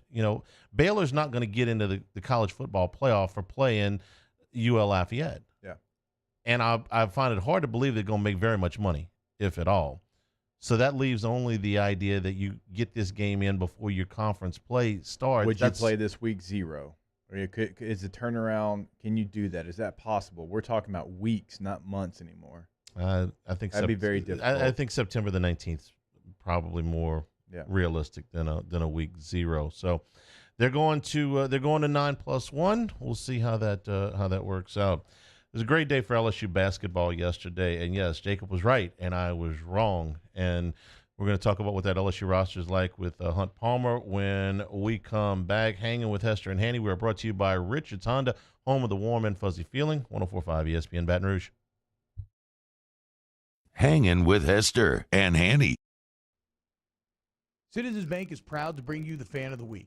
But during these times with no fans, Citizens Bank is switching its support to the Banking on BR campaign to raise money for the Baton Rouge Food Bank. You can help out by visiting brfoodbank.org or bankingonbr.com. This isn't just another day. It's so much more. Kelly's life was put on hold when her auctioneer primary care doctor discovered a rare blood disorder. Her doctor connected her to an auctioneer care team of cancer, heart, and kidney specialists. With multiple primary care locations around Baton Rouge, same-day appointments, and online scheduling, we're relentless about keeping you healthy. Auctioneer Baton Rouge, innovating healthcare for Kelly. Prompt, professional, reliable. If you're looking for a breath of fresh air with your AC and heating needs, call the professionals at Anison Bitter. Anison Bitter, a Rheem Pro partner, keeping your family comfortable for over 25 years. Gulf Coast Bank and Trust is a local bank with a straightforward philosophy. It's about doing the right thing for our customers. Participating in our community with annual local fundraisers. Offering individual attention in a modern banking atmosphere with a trusted local company. Gulf Coast Bank invested in technology with a local touch, giving our customers the power to bank anywhere, anytime. We're building relationships through personal service as the bank that cares about you. Gulf Coast Bank and Trust, the bank that cares about you. Crime has serious consequences, but anyone can make a mistake. If you find yourself in trouble with the law, know that you have rights, and it's okay to demand them. The law offices of O.C. Brown are here to protect you and your rights. Felony or misdemeanor, DUI or drug charge. No matter what crime you're accused of, you still have rights. Let the law offices of O.C. Brown uphold them. Call 225-343-1111. Your law firm for a lifetime. I've been doing business with Luba for 25 years. They're dependable, trustworthy. It's just the attention to detail with our clients. Our folks have years and years of experience. They're highly trained professionals, but many companies have that asset. What I'd like to think makes Luba a bit different is that we use those talents in a way that truly is dedicated to serving the needs of the folks who depend on us. Are you a licensed contractor? There's lots of good contractors in Louisiana doing work the right way, but unfortunately, too many unlicensed contractors are working outside the licensing requirements. Working as a contractor in Louisiana requires a license for the company doing the work. The Louisiana State Licensing Board for Contractors wants to help you get licensed to allow you to conduct work legally. It's not difficult to get the license. We can help you. Go to lacontractor.org for more information. Licensed contractors, it's the law. Gulf Coast Office Products is a nationally recognized Savin office equipment dealer based right here in Louisiana. Over 100 employees strong, Gulf Coast has the boots on the ground to support all vertical markets, from education, engineering, legal, and finance. With the latest in office technology, from desktop to production segment units, Gulf Coast and Savin have the perfect fit for you. Call 225-756-2644. That's 756-2644 for Gulf Coast Office Products.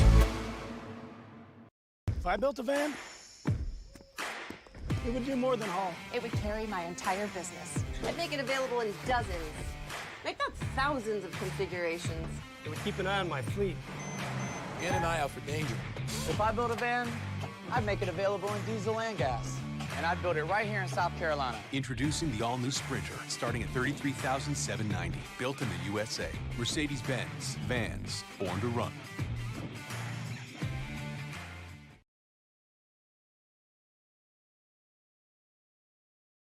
Hand Injury Lawyers.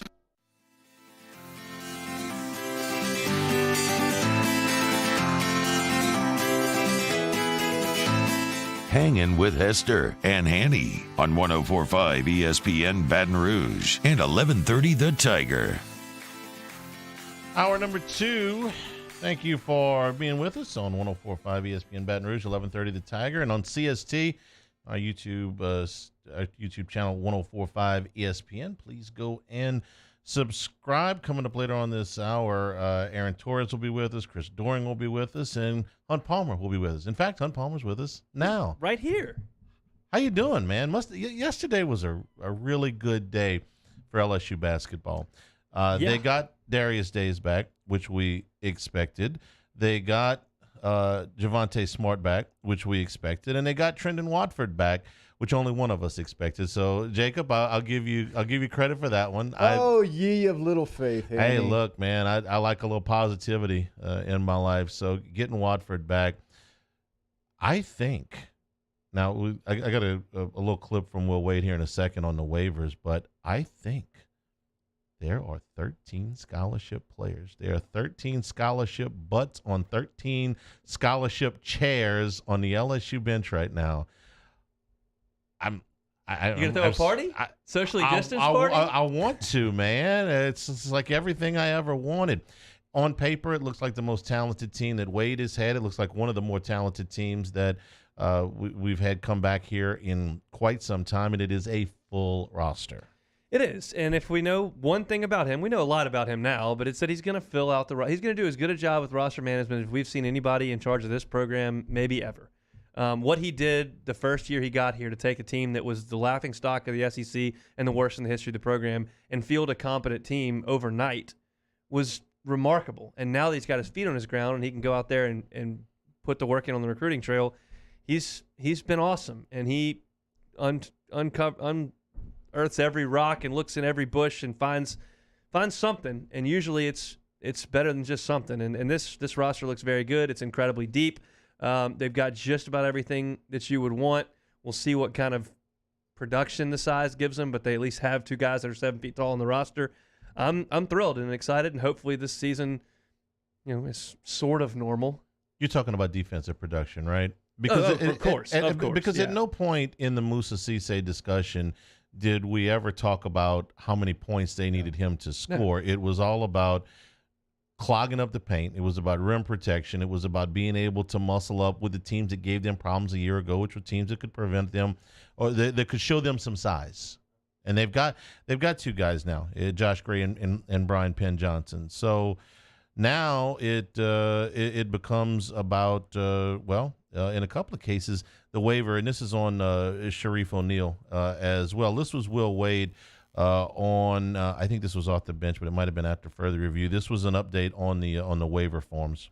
Oh, I'd say we're in very. I feel I'm extremely, extremely, extremely confident. I think I think I don't see any way we don't have Brian Penn Johnson for game one, and I think it's highly, highly, highly likely that we have Sharif as well.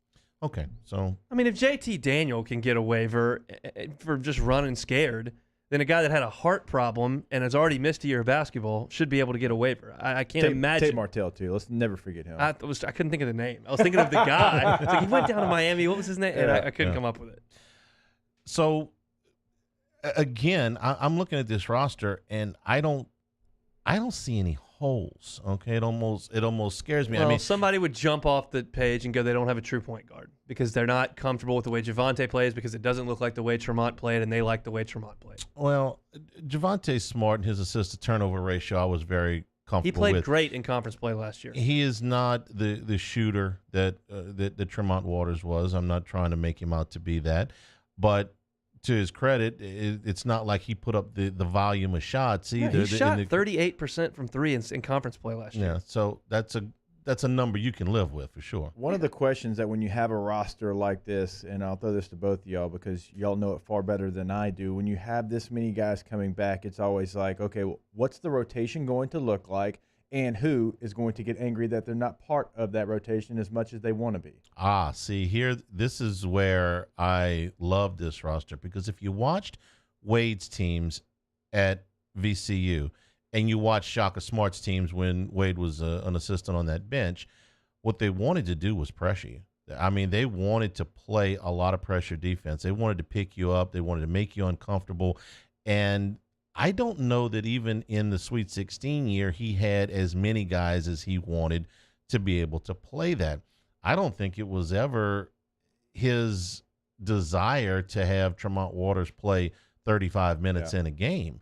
And they did that out of necessity. Now you won't have – Javonte Smart won't have to play 35 minutes a game. I don't think any of them will at this point. No, I mean, if you're assuming that Cook and Gaines, the two freshman guards, Cook more of a true point guard, Gaines has got to put on the weight. If they're ready to give you 10 minutes, well, yeah, then you've really got something. It just depends on how ready the freshmen are when they show up. But, yeah, I mean, it's deep. They've got a lot of talented bodies.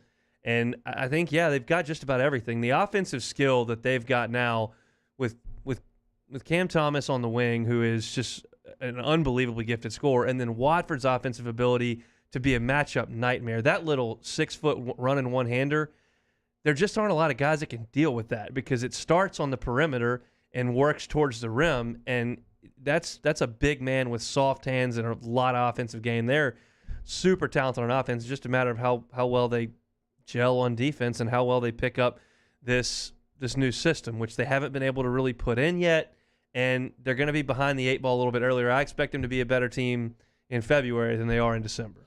Explain. You said system like it was a dirty word. What are you talking about? Well, he wants to play a lot of that zone. I mean, you said zone like it was a dirty word. Well, it's a lot of people do it, and it's not something that LSU's done a lot of, and they didn't do anything well in defense last year, but we'll see. That's new, and it's not. You don't play a lot of zone, especially in like AAU games. They don't play any zone. They're out there just playing man to man and a lot of 1-on-1 and dribble penetration stuff. So they're going to have to learn. And you got when you play zone defense, you got to play as a team. You got to play as a team in man, but on zone even more so. And see, here I was thinking that Charles Manning, who I thought really did some nice things defensively a year ago, and it was like you said, there wasn't a ton of that. Could be one of those. I'm hopeful. Be one of those wing defensive stoppers that could make the leading scorer, if the leading scorer is a wing on the other team, really work for his points. That, to me, would be Manning's role on this team. They missed him when he was gone last year. And now you bring him back. He doesn't have to play 32, 34 minutes. And you go ahead and you say, listen, I don't really need you to score all that much. I need you to go guard number 16 over there, the guy that keeps, jacking up threes with nobody in his face. Yeah, I mean, that sounds good, but in theory, he said he wants to go back to the zone that he played a lot of at VCU, so that's what I expect him to do. Well, learn to close out. We'll close out then. learn to close out. 13 guys with an awful lot of different options to what they could do. Wade also said that he understood that if it was a normal year, and that's what gave him a chance, I thought, on Watford. If it was a normal year, this probably wouldn't have worked out this well for LSU. But this was his take on Watford's decision and the feedback that Watford got. Trendon got a ton of feedback, and Trendon, let's not sit here and pretend if it wasn't COVID going on right now and it wasn't a totally different draft process than before. We probably don't have all 3 guys back. We may get one of the 3 back. We may have 2 of the 3 back, but I'm pretty certain we don't have 3 of 3 back. And Trendon had a tough decision. He had some real solid options, but he felt like his best option was to come back and make himself a higher draft pick where he can have some more guarantees with his career. That's the whole thing, is the guarantee, because there are a few ways to skin this cat. Naz Reid has got a big payday without being a first-round pick. Antonio Blakeney carved his way up into the Bulls roster without being a draft pick. And You can do it. Tremont Waters has been up and down, and he's made a little bit of money. Garrett, yeah, but it's easier if you're a first-round pick. And some guys are never going to be a first-round pick. But some guys have the ability to do it, and I think that Trendon Watford can be one day a first-round pick. It's going to be difficult, but he can be. And he wasn't going to be this time around. So in my mind, it's probably a good decision for him to come back. To me, there's two things with him, and I think he can get better at both. And number one, the defensive liabilities are obvious, but the other thing is he's got to create some range on his jump shot. He was a very good two-point shooter a year ago. He was a very poor three-point shooter a year ago, to the point where at the end you kind of felt like, man, look, if you take too many threes in the game, it's just going to hurt you. I mean, he shot 27% from three-point range. I did think, though, and a lot of scouts will look at this as a more telltale sign of what type of shooter you're going to be in your prime. I thought he became a better free throw shooter as the season went on, and he ended up shooting 67%, which is not great, but I want to say when they made the turn in January, he was shooting something like 55%. So in the second half of the season, he was much, much better. That's repetition. You can get better at that. And he's got a pretty stroke. When you see him catch it and shoot it, it looks good. If I told you that Emmett Williams needed to work on his range and he's shooting that thing from way over his head, you'd go, I don't know if that's ever going to happen. But Watford's got the ability to grow into a reasonable jump shooter. See, and Williams, I thought, was a really good free throw shooter a year ago. And I like Days' stroke from the free throw line. So when I see a guy that gets better at the free throw line, to the extent that Watford did from the first 2 months of the season to the last 2 months. That leg hitch is not a thing of beauty, but whatever. You ever see Jamal Wilkes shoot free throws? I don't know who that is. You know who Jamal Wilkes is? I do not. Okay. You guys are gonna watch. You guys are gonna watch some Laker film later. Jamal Wilkes may very well be the best pro basketball player that's not in the Hall of Fame. The best retired, the eligible player that's not in the Hall of Fame. And Jamal Wilkes, when he played for the Lakers, shot his free throws in what I can only describe as a circular motion that went over his head. It was the ugliest thing that you've ever seen in your life. But Jamal Wilkes made his free throws. So I really don't care how it looks. Put it in the hoop, and we're fine. Where's Paul O'Neill? Paul, I'm gonna. Did we just age you right there? I'm gonna. Yes. Yeah. Okay, I'm gonna need some Jamal Wilkes film during the break for these. Hey, for don't these you youngsters. know Moscona's probably got him pulling up something for 6 hours from now? He didn't have time to do that. How would I know that? Paul never speaks. That's true. That's true. He's over there. He's probably greasing Playboy Marty for picks on that, or he's still in pretty the late upset games. that the Braves ace is out for the year. Hey, when we get to first class, second class, no class, there will be a Braves segment to that. We'll take a break. Chris Doering, when we come back, hanging with Hester and Hanny, 104.5 ESPN Baton Rouge.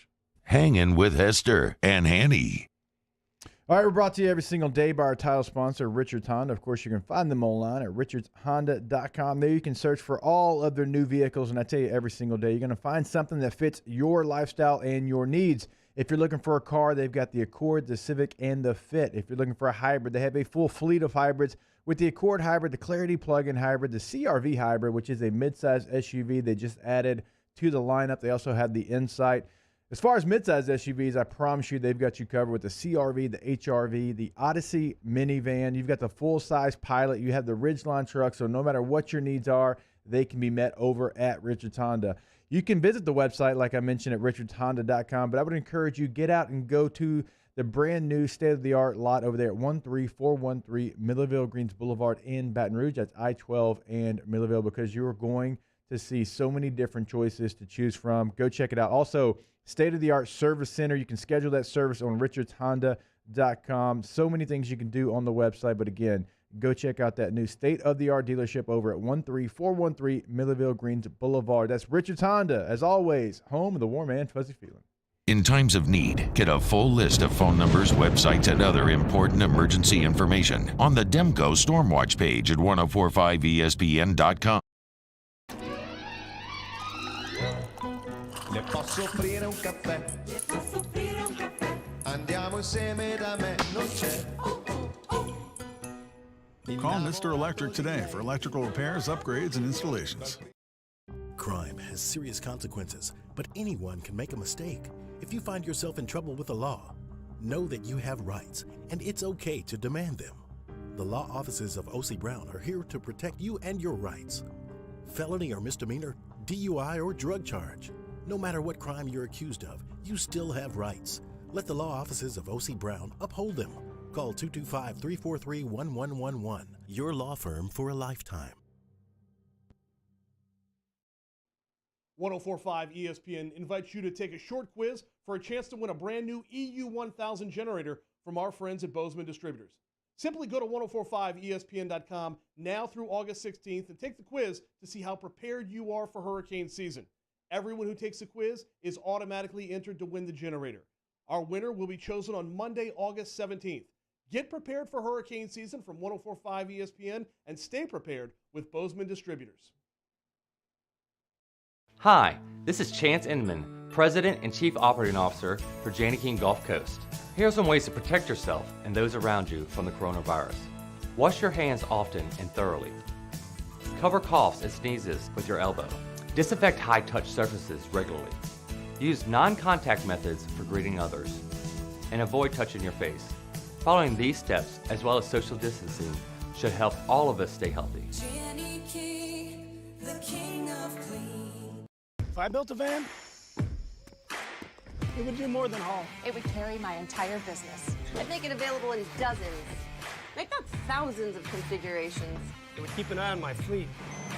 Get an eye out for danger. If I built a van, I'd make it available in diesel and gas. And I'd build it right here in South Carolina. Introducing the all-new Sprinter, starting at $33,790. Built in the USA. Mercedes-Benz. Vans. Born to run. Service Mastery Elite create clean, disinfected work environments. As a local business, we take pride in serving the New Orleans and Baton Rouge areas. Our cleaning protocols follow CDC and OSHA standards for healthcare settings, offices, senior living, restaurants, and industrial plants. Contact Service Mastery Elite to get your operation ready for reopening with germ disinfection cleaning. Service Mastery Elite, the trusted choice in professional cleaning since 1996. Citizens Bank is proud to bring you the Fan of the Week. But during these times with no fans, Citizens Bank is switching its support to the Banking on BR campaign to raise money for the Baton Rouge Food Bank. You can help out by visiting BR. Hey, it's Matt Moscona inviting you to join us for Tuesday's AFR, presented by Insurance Network of Louisiana. We'll get a check-in from Saints workouts, and we'll recap Pels Grizz from the bubble. Join us 3 to 6, 104.5 ESPN Baton Rouge. Hangin' with Hester and Hanny on 104.5 ESPN Baton Rouge and 1130 The Tiger. We're brought to you by Richards Honda, home of the warm and fuzzy feeling. Chris Doring joining us now. But, Jacob, we got, I guess, a little clarification of what – I'm not going to call it camp because they're not calling it camp. Yeah. So you tell me what the training schedule, let's call it that for the moment, is going to look like here on Friday. Yeah, news from Deli on Twitter. SEC teams will not hold traditional fall camps. Teams to begin new enhanced periods starting Friday. Walkthroughs with no pads or a ball, and that's a 14-hour-a-week rule. First practice is August 17th. 25 practices while adhering to 20 hours a week rule. Laugh, laugh. SEC ADs approved the plan in order to provide flexibility for more off days and potential virus-related interruptions. The 25 practices are over 40 days. So Chris Doring, who joins us every week, joins us now, of course, SEC Network, Sirius XM Radio. No camps. CD, any thoughts there? What does that mean exactly, no camps? I mean, or like there hadn't been camp like you and I had for a long, long time. I mean, you know, when we were in training camp seemed to last for like a month. Then you had 2-a-days just about every single day, and it was a grind. I mean, nowadays these guys have one practice, maybe a little walkthrough, and some meetings. So you know, the word camp has been laid to rest a long time ago in my mind. One of the things, real quick, Hanny, one of the things that we've been talking about, CD, was you had to make sure that the coaches weren't driving their players into the ground because we just assumed that they were going to have the same schedule. But this now gives the players a little bit more rest time. So you're not going to have a coach necessarily out there and where you have a true like 6 weeks of camp like we would have in the NFL. And so the players, they're still going to be getting their work in, but they're not going to have training camp starting August the 7th. Now, hang on a second. If I heard you right, they're taking the ball away again? Taking the ball away again, yes. So, and you have 14 hours a week during that period until you get to August the 17th. So no ball. They had the ball. Now they're taking the ball away. I'm all for precautions and doing whatever they need, but they were there for 6 weeks without the football. And they gave them the football back for 10 days? A couple days, yeah. Now they're taking the football away for 2 more weeks. Yep. Do we have any statistics on how many people around the SEC tested positive once the ball was back in play? I mean, I know that's obviously a concern, is guys throwing balls to one another and everything else. Like, I mean, do we have any upticks in positive tests after the ball was back in practice? Yeah, that's not something that I've seen, but I do know that they're taking every precaution with the football, CD. Every time the ball is thrown, or if it hits the ground or whatever, they're actually changing the ball every single play, and there's an equipment manager that's cleaning the ball to put it back into play. So I don't really know why the ball's taken away. The only thing that I can maybe think of is they thought if there was a ball involved, the coaches maybe would ramp it up too much. That's the only thing I can think of. Yeah, maybe so. I think you and I have talked about this a lot, Hess. Like, it's going to be a weird year for injuries, you know, and you talked about, you know, trying to give these guys adequate rest. I just don't know that the foundation has been properly laid for a football season, and a football season now where you're going to have 10 much more grueling games than you probably would have had, even though your numbers are down by 2 games from where the regular season was last year. You're going to have 10 conference games, and you and I have talked about time and time again as players, the grind of playing in an SEC 8-game schedule is pretty brutal. Now you throw in 2 more additional conference games, there's going to be a lot of injuries. I think there's going to be, you know, a lot of soft tissue injuries early in the season, and I think you're going to see guys towards the end of the year certainly suffering from fatigue and overload just because they haven't had the benefit of going through the winter conditioning fully, the off-season program in the summer, and then ramping things up here in the preseason. So I definitely want to keep our eyes on how injuries kind of play out this year. Chris, before we ask you about your reaction to the schedule and maybe what's coming next, one last thing on the equipment. LSU, and I'm sure others, have been experimenting with these face shields, and the early feedback from the players is less than enthusiastic. It makes it difficult to breathe. One player at LSU compared it to trying to play in a Ziploc bag. I've gotten Jacob's thoughts on this. What are your thoughts on trying to play with a protective shield?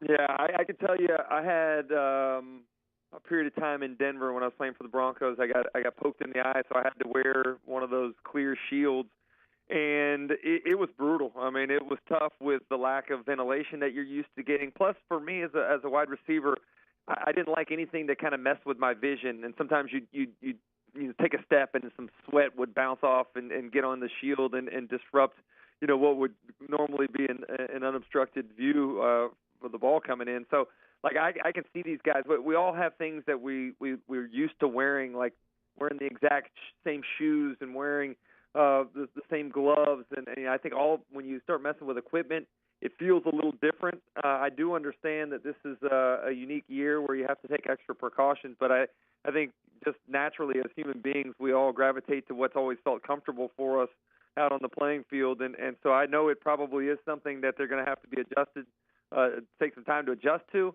But I don't know. I'd be interested to see if the SEC or the NCAA or any other groups try to mandate these shields being worn because, I think getting the virus is scary, but not being able to breathe is even more scary, in my opinion.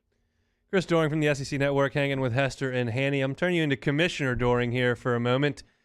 You got to add 2 games to everybody's schedule. How are we going to do that without keeping pitchforks away from the league office?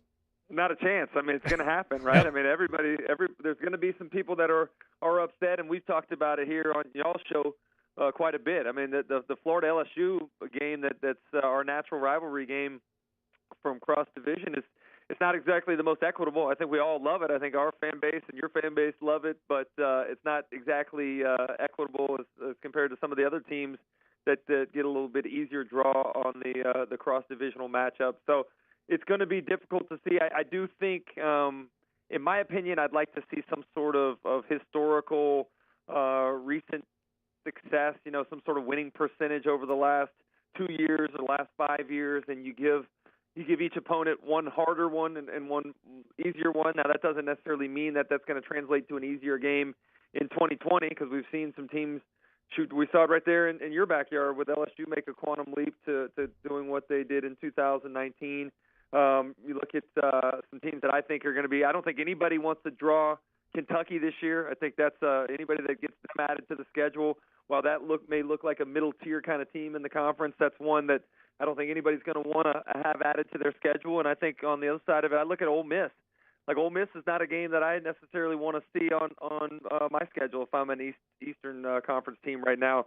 They got a lot of young guys with some explosiveness and, the creativity that Lane Kiffin has. So the historical winning percentage is not necessarily a great way to predict how they're going to be this year, but I think, that's maybe the best possibility to not end up overloading somebody. Because I can tell you as a Florida Gator here, looking if they go about adding, the 2021 and 2022 opponents, that means Florida gets Alabama and Texas A&M. I don't think that's the most equitable way to do it either. So I'm interested to see how the conference does it, and I'm very glad that I'm not one that has to participate in that task.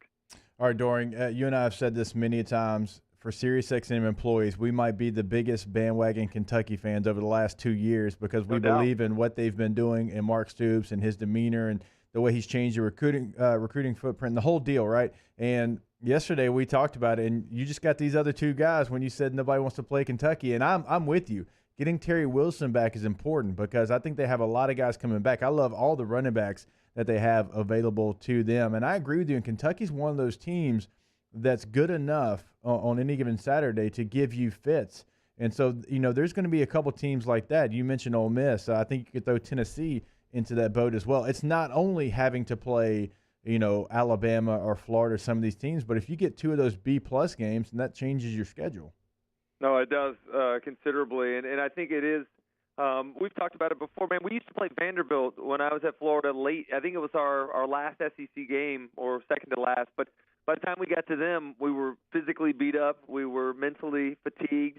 And that defensive staff, Woody Woodenhofer, they always had a good plan for our offense. And so they played us competitively, even though they weren't on the same level as where we were. They knew us better than, a lot of teams did. And so it gave us a challenge. And I think that's going to be the case this year. I wouldn't be surprised to see a two-loss team end up winning the SEC this season. I think that'll be an interesting dynamic for the college football playoffs. One thing we've talked about this year in a year where there's going to be some flexibility and some unconventional decisions made, I'd like to see the college football playoffs expand to 8 teams. Eight teams I think would be a fair way to do it this year because we're not having the opportunity to watch the Power 5 teams play one another outside of their conferences. Right now, supposedly the ACC and the Big 12 are going to do that, but I still think that may be amended here, but not being able to have that litmus test from playing games outside of your conference for 3 of the Power 5 schools is going to be difficult to compare teams. And I think it'd be fun to see, let's get the 5 Power 5 conference champions in. Let's get one group of 5 if they in fact play, and then let's get 2 at-large teams and play this thing off. If we do it, I promise you we won't go backwards. I have a hard time believing we'll go back to 4 after that, but I do think in a year where we're seeing some unconventional dynamics that might be one that might be the best way to decide a champion, and certainly would not penalize the SEC for having to play 10 conference games. With the Big 12's decision today to go 9+1, the ball's now in the court of the group of 5. We've seen the Sun Belt come out and say, we'll let you play 12 games if you can find them. 8 games in the conference and 4 non-conference games. Chris, what do you think the rest of the group of 5 will decide, and where might they find all of these games? Yeah, I have no idea. I'm not very encouraged about the opportunity of the group of 5 and the FCS teams being able to make up some games. Obviously, we've seen the majority of the Power 5 go ahead and cut those games off. It's going to hurt them from the standpoint of the checks that they're used to collecting and playing some of these money games. And now I find it very hard to believe that there's a lot of people that are looking to expand their schedule at this point. I think there's Notre Dame was very fortunate to latch on to the ACC and have them welcome them with open arms, to give them the schedule opportunity that they were going to have this year. I think it would have been very difficult for them as an independent, a true independent this year to be able to put a full schedule together. I think people are looking to minimize as opposed to maximize schedules. So I did not look at it very optimistically with the group of 5 finding a way to play 12 games this year. So we look at Major League Baseball with the DH in both leagues and some things that people think may stick because of this adjusted season. In college football, Rose, I'm springing this on you, but whether it's only conference games or adding conference games or Power 5, Group of 5 splitting, or is there any change you think that's going to be adopted for this upcoming season that may stick? I think it's a great point. I think there's a couple of different things that we've talked about here in the SEC. The fact that there are teams in our conference that we play once or twice every 10 years. I mean, there's a lot of opponents in this outside of the league. Troy ends up playing more SEC teams than the SEC does in some cases with the way they schedule. Arkansas State, I mean, it's a shame that we don't get an opportunity to play more of these teams within the conference. And I love the traditional rivalries. I love the divisions. I love what those things provide in terms of history, but it also is very limiting. So I find it hard to believe that the SEC is going to go backwards. I think the fans are going to really enjoy playing 10 conference games. Maybe they do stick with playing 10, or maybe they go back to 9. I find it hard to believe that fans are going to be willing to go back to 8 and re-add FCS games to the schedule. I think it's going to be another thing where, like I mentioned a second ago, I think there's a chance that they could expand the playoffs this year. And if we do, I find it hard to go back. So just like other aspects of life, we've had to adjust. We've come up with some new things that work now that are ultimately going to remain as societal norms going forward, even after the pandemic has died down and there's been a vaccine and we get back to some sense of normalcy. But now's the time. Now's the time to do creative things. Try different things that we've been scared to try in the past. And I think it'll be kind of fun to relive some of these rivalries. That Florida-Auburn was one of my favorite games. That was an every year game when I was playing, when I was growing up, and then that one got eliminated. So I'd love to see that one added back to Florida's schedule this year. Let's get a little bit more familiarity within our conference and having more frequency of games being played. I think it'd create more excitement, and I think you'd see more people, more visiting fans buy those tickets to go on the road because they're not sick of going to the same places every single year. Chris Doing, we appreciate it. We'll talk to you next week. Yeah, sounds good. Thanks for having me, guys. Take care. Chris Doing from the SEC Network. Hanging with Hester and Hanny, 104.5 ESPN Baton Rouge. Hanging with Hester and Hanny. All right, we're brought to you by Baton Rouge Foundation Repair. You can find them online at brfoundation.com. Baton Rouge Foundation Repair offers services to correct the settlement of both slab foundations and pier and beam foundations. Some signs of foundation problems are doors that won't close, sunken floors, cracks in the foundation, cracked outside and inside walls. Some of the things that contribute to those foundation problems, well, poor soil conditions is one of those things. Poor drainage is also something. Baton Rouge Foundation Repair's water chill pilings are engineered to withstand those poor drainage conditions. They've been in the greater Baton Rouge area for more than 22 years. Their owner, Michael LaMonica, is a lifelong resident of Baton Rouge also. Don't be asked to pay twice for your foundation repair work. Get Baton Rouge Foundation Repair's water shield pilings. Baton Rouge Foundation Repair can also level your above-ground wood frame house as well. Estimates always free. You can call them at 225-275-0101. That's 225-275-0101. Or again, check them out at brfoundation.com. We opened up the playbook and expanded our coverage. Listen daily in high definition on 98.1 HD2. We are 104.5 ESPN Baton Rouge.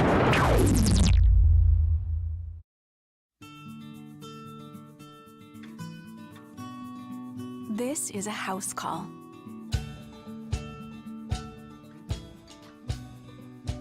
This is a test result. This is a prescription refill. This isn't just more convenient care, it's more advanced care. This is innovating healthcare. Start your virtual visit today at Auctioner Health. If I built a van, it would do more than haul. It would carry my entire business. I'd make it available in dozens, if not thousands of configurations. It would keep an eye on my fleet. and an eye out for danger. If I built a van, I'd make it available in diesel and gas. And I'd build it right here in South Carolina. Introducing the all-new Sprinter, starting at $33,790. Built in the USA. Mercedes-Benz. Vans. Born to run. Crime has serious consequences, but anyone can make a mistake. If you find yourself in trouble with the law, know that you have rights, and it's okay to demand them. The law offices of O.C. Brown are here to protect you and your rights. Felony or misdemeanor, DUI or drug charge. No matter what crime you're accused of, you still have rights. Let the law offices of O.C. Brown uphold them. Call 225-343-1111. Your law firm for a lifetime. I've been doing business with Luba for 25 years. They're dependable, trustworthy. It's just the attention to detail with our clients. Our folks have years and years of experience. They're highly trained professionals. But many companies have that asset. What I'd like to think makes Luba a bit different is that we use those talents in a way that truly is dedicated to serving the needs of the folks who depend on us. Are you a licensed contractor? There's lots of good contractors in Louisiana doing work the right way, but unfortunately, too many unlicensed contractors are working outside the licensing requirements. Working as a contractor in Louisiana requires a license for the company doing the work. The Louisiana State Licensing Board for Contractors wants to help you get licensed to allow you to conduct work legally. It's not difficult to get the license. We can help you. Go to lacontractor.org for more information. Licensed contractors, it's the law. Gulf Coast Office Products is a nationally recognized Savin office equipment dealer based right here in Louisiana. Over 100 employees strong, Gulf Coast has the boots on the ground to support all vertical markets from education, engineering, legal, and finance. With the latest in office technology from desktop to production segment units, Gulf Coast and Savin have the perfect fit for you. Call 225-756-2644. That's 756-2644 for Gulf Coast Office Products. Join us for a Tuesday edition of Game Time with Jimmy Ott and Ben Mintz. Matt Yeoman and Mike Delicano will join the show as we're live from Doe's Eat Place from 6 to 8 p.m. Come say hi or tune into 104.5 ESPN Baton Rouge.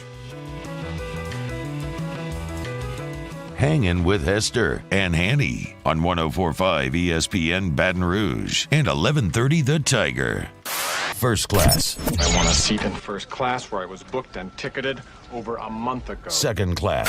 That no man should be subjected to the indignity of being labeled or treated like a second-class citizen. And no class. My life had become like school on Sunday. No class. I'll tell you what then. Why don't you call me sometime when you have no class? And first class, second class, no class brought to you by Relief Telemed. Relief is for businesses that have frequent interactions with the public, like restaurants, retail stores, service-based businesses, businesses that can't afford to be shut down or send home employees. Relief's COVID mitigation platform takes the hassle, chaos, and stress out of having your employees tested for COVID. The process starts with a video visit with a physician and ends with a custom action plan for every employee. And through a dashboard, you know exactly when your employees can come back to work. They offer on-site and off-site testing options. Have the option to get COVID results in as little as 24 hours. That is important, right? You have your business, you get tested, you want to open those doors as soon as possible. Relief is the market leader for rapid response COVID testing. Be on site within 24 hours and have your business operational in 48. Also, you can check them out online, relieftelemed.com/stopthespread, or give them a call, 225-244-6093. That's Relief Telemed. All right, first class. I'm going to lead us off today. Out of the three Pelicans games that I've watched, I don't think I've enjoyed watching anybody play more than Josh Hart. You want to talk about a guy that busted just on both ends of the floor. Now, his numbers are, I would say his total numbers are pretty close to what his season averages are, which are about 11 and 6. But he's shooting 69% from the floor, 63% from three-point range, 75% from the free throw line, and he's still averaging right at 6 rebounds a game. He's only turned the ball over once a game, and he's playing defense. You see him rip up his hand the other night trying to go for a ball. This guy wants it, man. There ain't anything I don't like about Josh Hart's game. Is he the most talented guy on the floor? No. but I'm getting everything that Josh Hart's got watching that team. And so, to me, I enjoy that. Look, last night was great for the Pels, but even on Saturday when they got destroyed by the Clippers, Hart's still busting it. I love watching him play. First class. My first class is DD Breaux, 9-time SEC Coach of the Year, 2-time National Coach of the Year, 4-time SEC champion, 15 individual national titles, 250 All-American honors, 89 All-SEC selections, and oh yeah, she was the coach for 43 years. I was -8 years old. What were you? I was born in 88.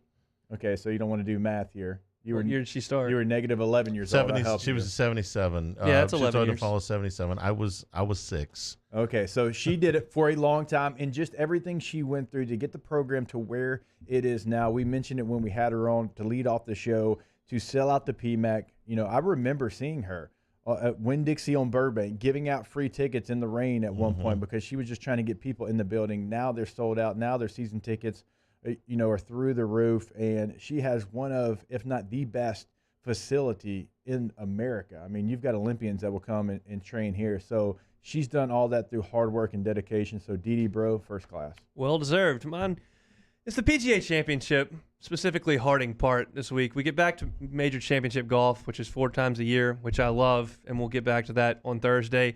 That part of the world is good golf courses as you'll find anywhere because of the weather that they've got. The weather's going to be perfect this weekend, right around 58 to 65 degrees. And Harding Park, I think, deserves a huge nod. When they played the U.S. Open at Olympic Club in 1998, which is a half a mile away, they used Harding Park as a parking lot for that event.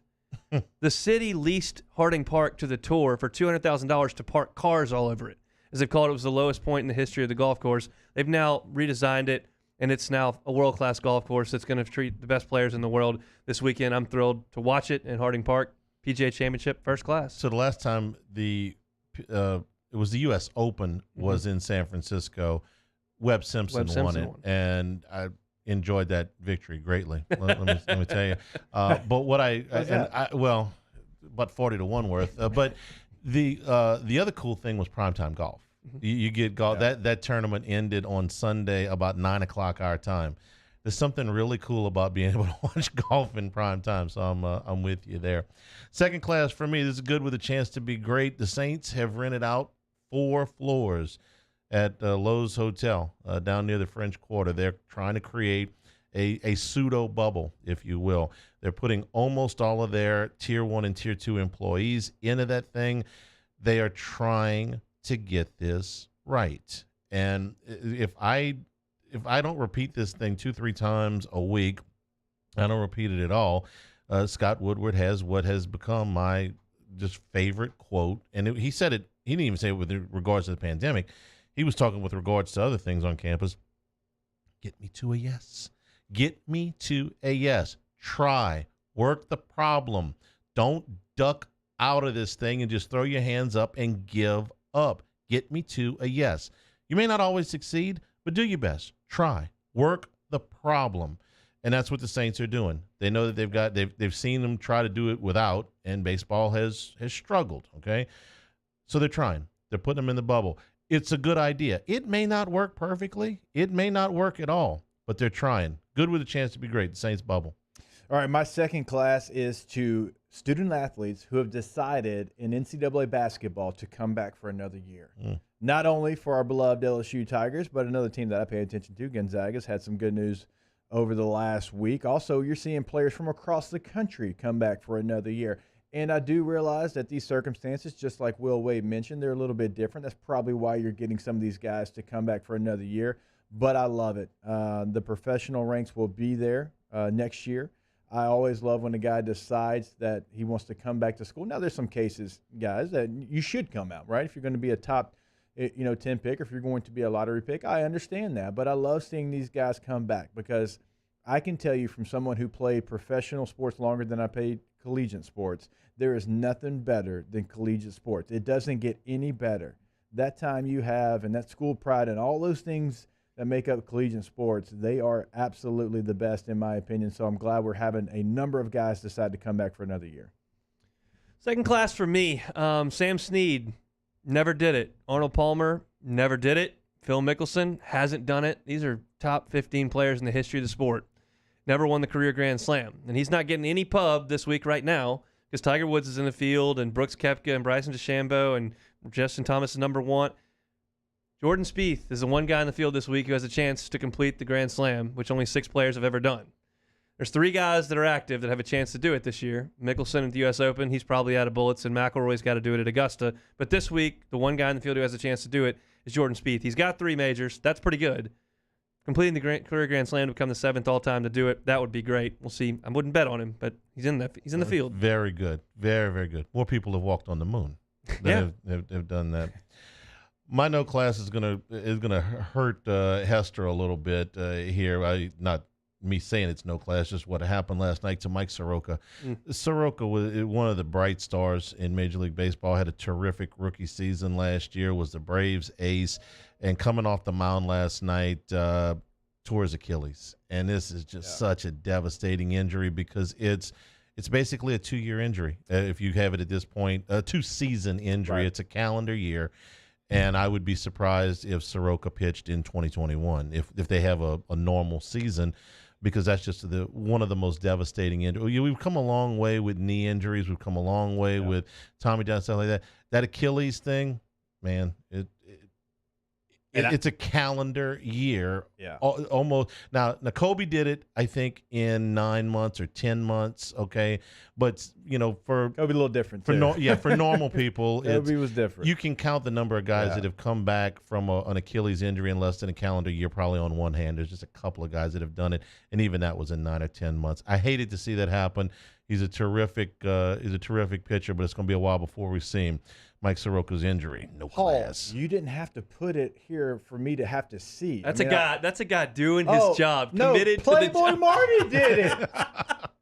That's for making a comment about his sons. Lee, just because I said the Suns aren't going to cover, you're going to put – okay, I got you, Playboy. All right. My no class is the way Shohei Ohtani has been handled. He's back and forth, pitcher, DH, and he continues to get hurt almost every time he gets on the mound. He's had Tommy John in 2018. Now he has got another thing where he's got a strain in his arm, and now it's put him where he's day-to-day as a DH. And so this is a player the Angels have invested a lot of money and resources in, and I just feel like the handling of everything he's done, like you have to make sure that your guy is ready to go out there. If you're going to do something that hasn't been done in a very long time, which is be a pitcher and a hitter at a high level in the big leagues. I mean, we've seen guys like Micah Owings go out there and he would be a pinch hitter, but this is a guy that's trying to do it on a day in, day out basis, right? So you have to be, you have to worry about the way that he's handled when he's had so many injuries, and he didn't really have those injuries when he was in Japan. So I just think that he needs to have a better regimen. They need to come up with a better plan because you are getting this guy hurt almost every time he goes on the mound. So that's my no class.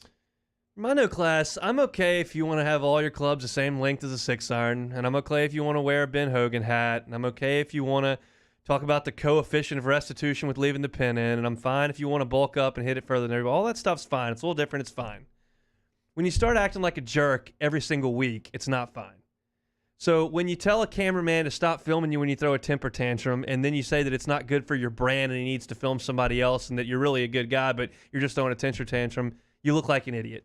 And when you try to complain because you think your ball's in bounds and the guy's telling you no, it's outside, and you tell him, no, I don't believe that, I need a second ruling, and have to get another official over there, that's acting like a jerk. And then when you try to determine that there's a burrowing hole and you point to ants and try to say that that's obstructing your ability to hit a golf shot, you look like a clown. Bryson DeChambeau needs to shut his mouth and play golf and quit treating people like a jerk. It's ridiculous. It's every single week at this point. I've never been a huge fan of his personally, but now he's just bringing it to a personal level where he's just treating people poorly every single week. That is the definition of no class. All golf. All golf for me. All golf all the time. We'll take a break. Hanging with Hester and Hanny, 104.5 ESPN Baton Rouge. Hanging with Hester and Hanny. Off the Bench, Hanging with Hester and Hanny. After further review and more are all live daily on the 104.5 ESPN Baton Rouge YouTube page. Subscribe now to interact with us inside the live chat. Find highlights for each show's channel and get notified whenever we go live. Are you a licensed contractor? There's lots of good contractors in Louisiana doing work the right way, but unfortunately, too many unlicensed contractors are working outside the licensing requirements. Working as a contractor in Louisiana requires a license for the company doing the work. The Louisiana State Licensing Board for Contractors wants to help you get licensed to allow you to conduct work legally. It's not difficult to get the license. We can help you. Go to lacontractor.org for more information. Licensed contractors, it's the law. This isn't just another day. It's so much more. Kelly's life was put on hold when her auctioneer primary care doctor discovered a rare blood disorder. Her doctor connected her to an auctioneer care team of cancer, heart, and kidney specialists. With multiple primary care locations around Baton Rouge, same-day appointments, and online scheduling, we're relentless about keeping you healthy. Auctioneer Baton Rouge, innovating healthcare for Kelly. I'm Jay Ducote. I grew up learning how to cook at LSU tailgate parties and right in my own backyard. And I created JD's Louisiana products to bring that Louisiana flavor to you at home for your backyard cookout. JD's Louisiana barbecue sauce, Louisiana molasses mustard, spicy and sweet barbecue rub, and more are available at your local supermarkets or by logging on to jducote.com/shop. Put in promo code CST for 25% off at checkout. Gulf Coast Bank and Trust is a local bank with a straightforward philosophy. It's about doing the right thing for our customers. Participating in our community with annual local fundraisers. Offering individual attention in a modern banking atmosphere with a trusted local company. Gulf Coast Bank invested in technology with a local touch, giving our customers the power to bank anywhere, anytime. We're building relationships through personal service as the bank that cares about you. Gulf Coast Bank and Trust, the bank that cares about you. Crime has serious consequences, but anyone can make a mistake. If you find yourself in trouble with the law, know that you have rights, and it's okay to demand them. The law offices of O.C. Brown are here to protect you and your rights. Felony or misdemeanor, DUI or drug charge. No matter what crime you're accused of, you still have rights. Let the law offices of O.C. Brown uphold them. Call 225-343-1111. Your law firm for a lifetime. Service Master Elite create clean, disinfected work environments. As a local business, we take pride in serving the New Orleans and Baton Rouge areas. Our cleaning protocols follow CDC and OSHA standards for healthcare settings, offices, senior living, restaurants, and industrial plants. Contact Service Master Elite to get your operation ready for reopening with germ disinfection cleaning. Service Master Elite, the trusted choice in professional cleaning since 1996. To all of our heroes working on the front lines of this COVID-19 pandemic, your bravery and selflessness represent the very best of us, and we want to say thank you. I'm asking everyone around the state to join me in celebrating the heroism of our healthcare professionals on the 19th of every month at 1900 hours, that's 7 p.m. Write a note of appreciation, make plans to donate to charitable organizations, or say a prayer. To learn more, visit 19thanks.org. Thank you, and God bless. At All-Star Toyota, you get it all. If you're in the market for an all-new Toyota vehicle, come see our friendly and knowledgeable sales team at All-Star Toyota. Located in Baton Rouge at the corner of Airline and Goodwood, we've been serving our community since 2005 by offering a large selection of new Toyota cars, trucks, and SUVs. Get behind the wheel of your dream car and take a test drive at All-Star Toyota today. Coming up on Wednesdays off the bench, it's football time as we bring you the latest from Saints training camp and LSU football school. Plus, a couple days off, some main issues the Pels need to fix if they want to win that 8th seed. And finally, a brand new Would You Rather Wednesday. Off the bench, 104.5 ESPN.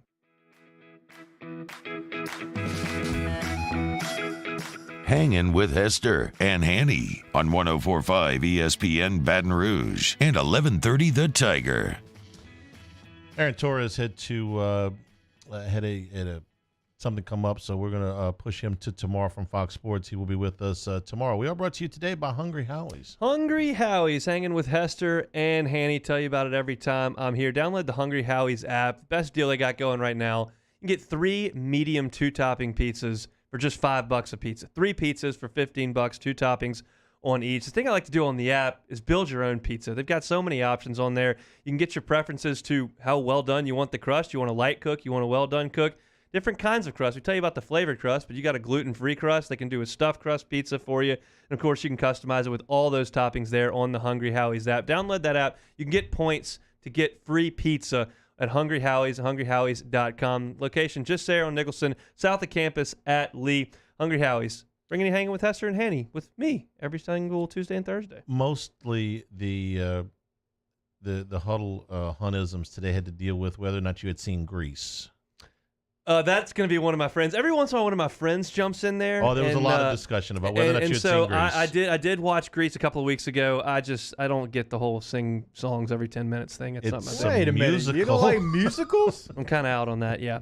Not my thing. Plus, it's very obvious that they're not singing. It's recorded, and they're just lip syncing. Go watch Viva Las Vegas, great movie. Well, there was also some hunisms that you thought Grease 2 was better. Well, I have not seen that, so Grease I couldn't have an opinion there. What a gem that was. Well, I don't think the movie was very good because I don't ever remember seeing it. But Michelle Pfeiffer was in it, so it's not. I'm with you on that. Okay, I'm with you on that. Old Sandy was looking good in the last scene of Grease. I'll give her that. Olivia Newton-John? Yeah. You think? How long did it take you to come up with that one? Really? Right when she came on the screen. All right, my hunism for the day is that he finally realized that Olivia Newton-John looked good. Yes. In 1978. My good. You're done for the day. That's it. All right. You're done for the day. See you on Thursday.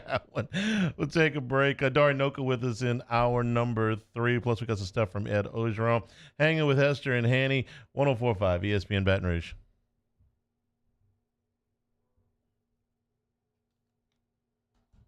Hanging with Hester and Hanny.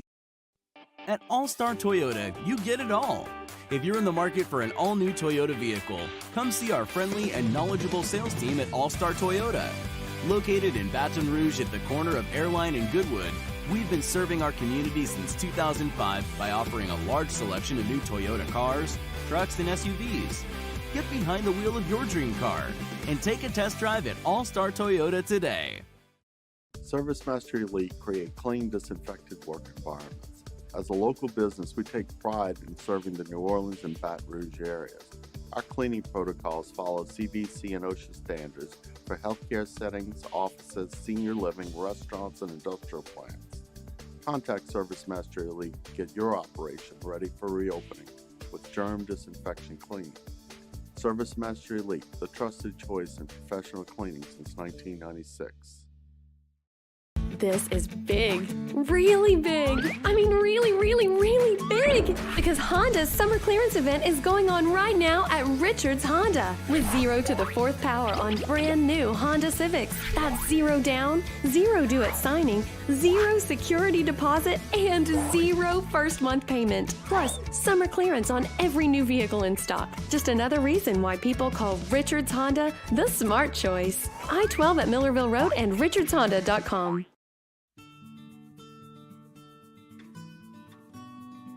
This is a house call. This is a follow-up appointment. This is a diabetes checkup. This isn't just more convenient care, it's more advanced care. This is innovating healthcare at Louisiana's #1 hospital, Ochsner. Gulf Coast Bank and Trust is a local bank with a straightforward philosophy. It's about doing the right thing for our customers. Participating in our community with annual local fundraisers, offering individual attention in a modern banking atmosphere with a trusted local company. Gulf Coast Bank invested in technology with a local touch, giving our customers the power to bank anywhere, anytime. We're building relationships through personal service as the bank that cares about you. Gulf Coast Bank and Trust, the bank that cares about you.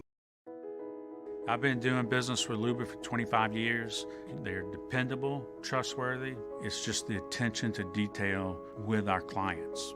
Our folks have years and years of experience. They're highly trained professionals, but many companies have that asset. What I'd like to think makes Luba a bit different is that we use those talents in a way that truly is dedicated to serving the needs of the folks who depend on us.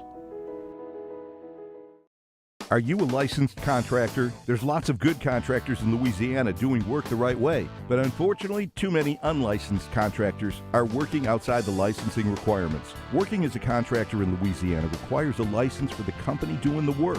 The Louisiana State Licensing Board for Contractors wants to help you get licensed to allow you to conduct work legally. It's not difficult to get the license. We can help you. Go to lacontractor.org for more information.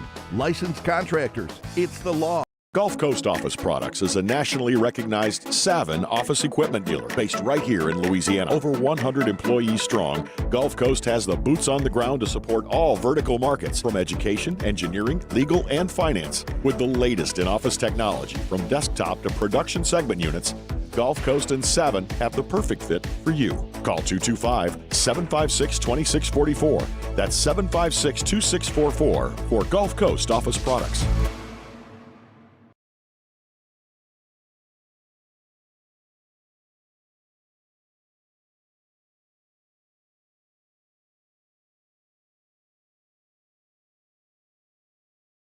Lawyers.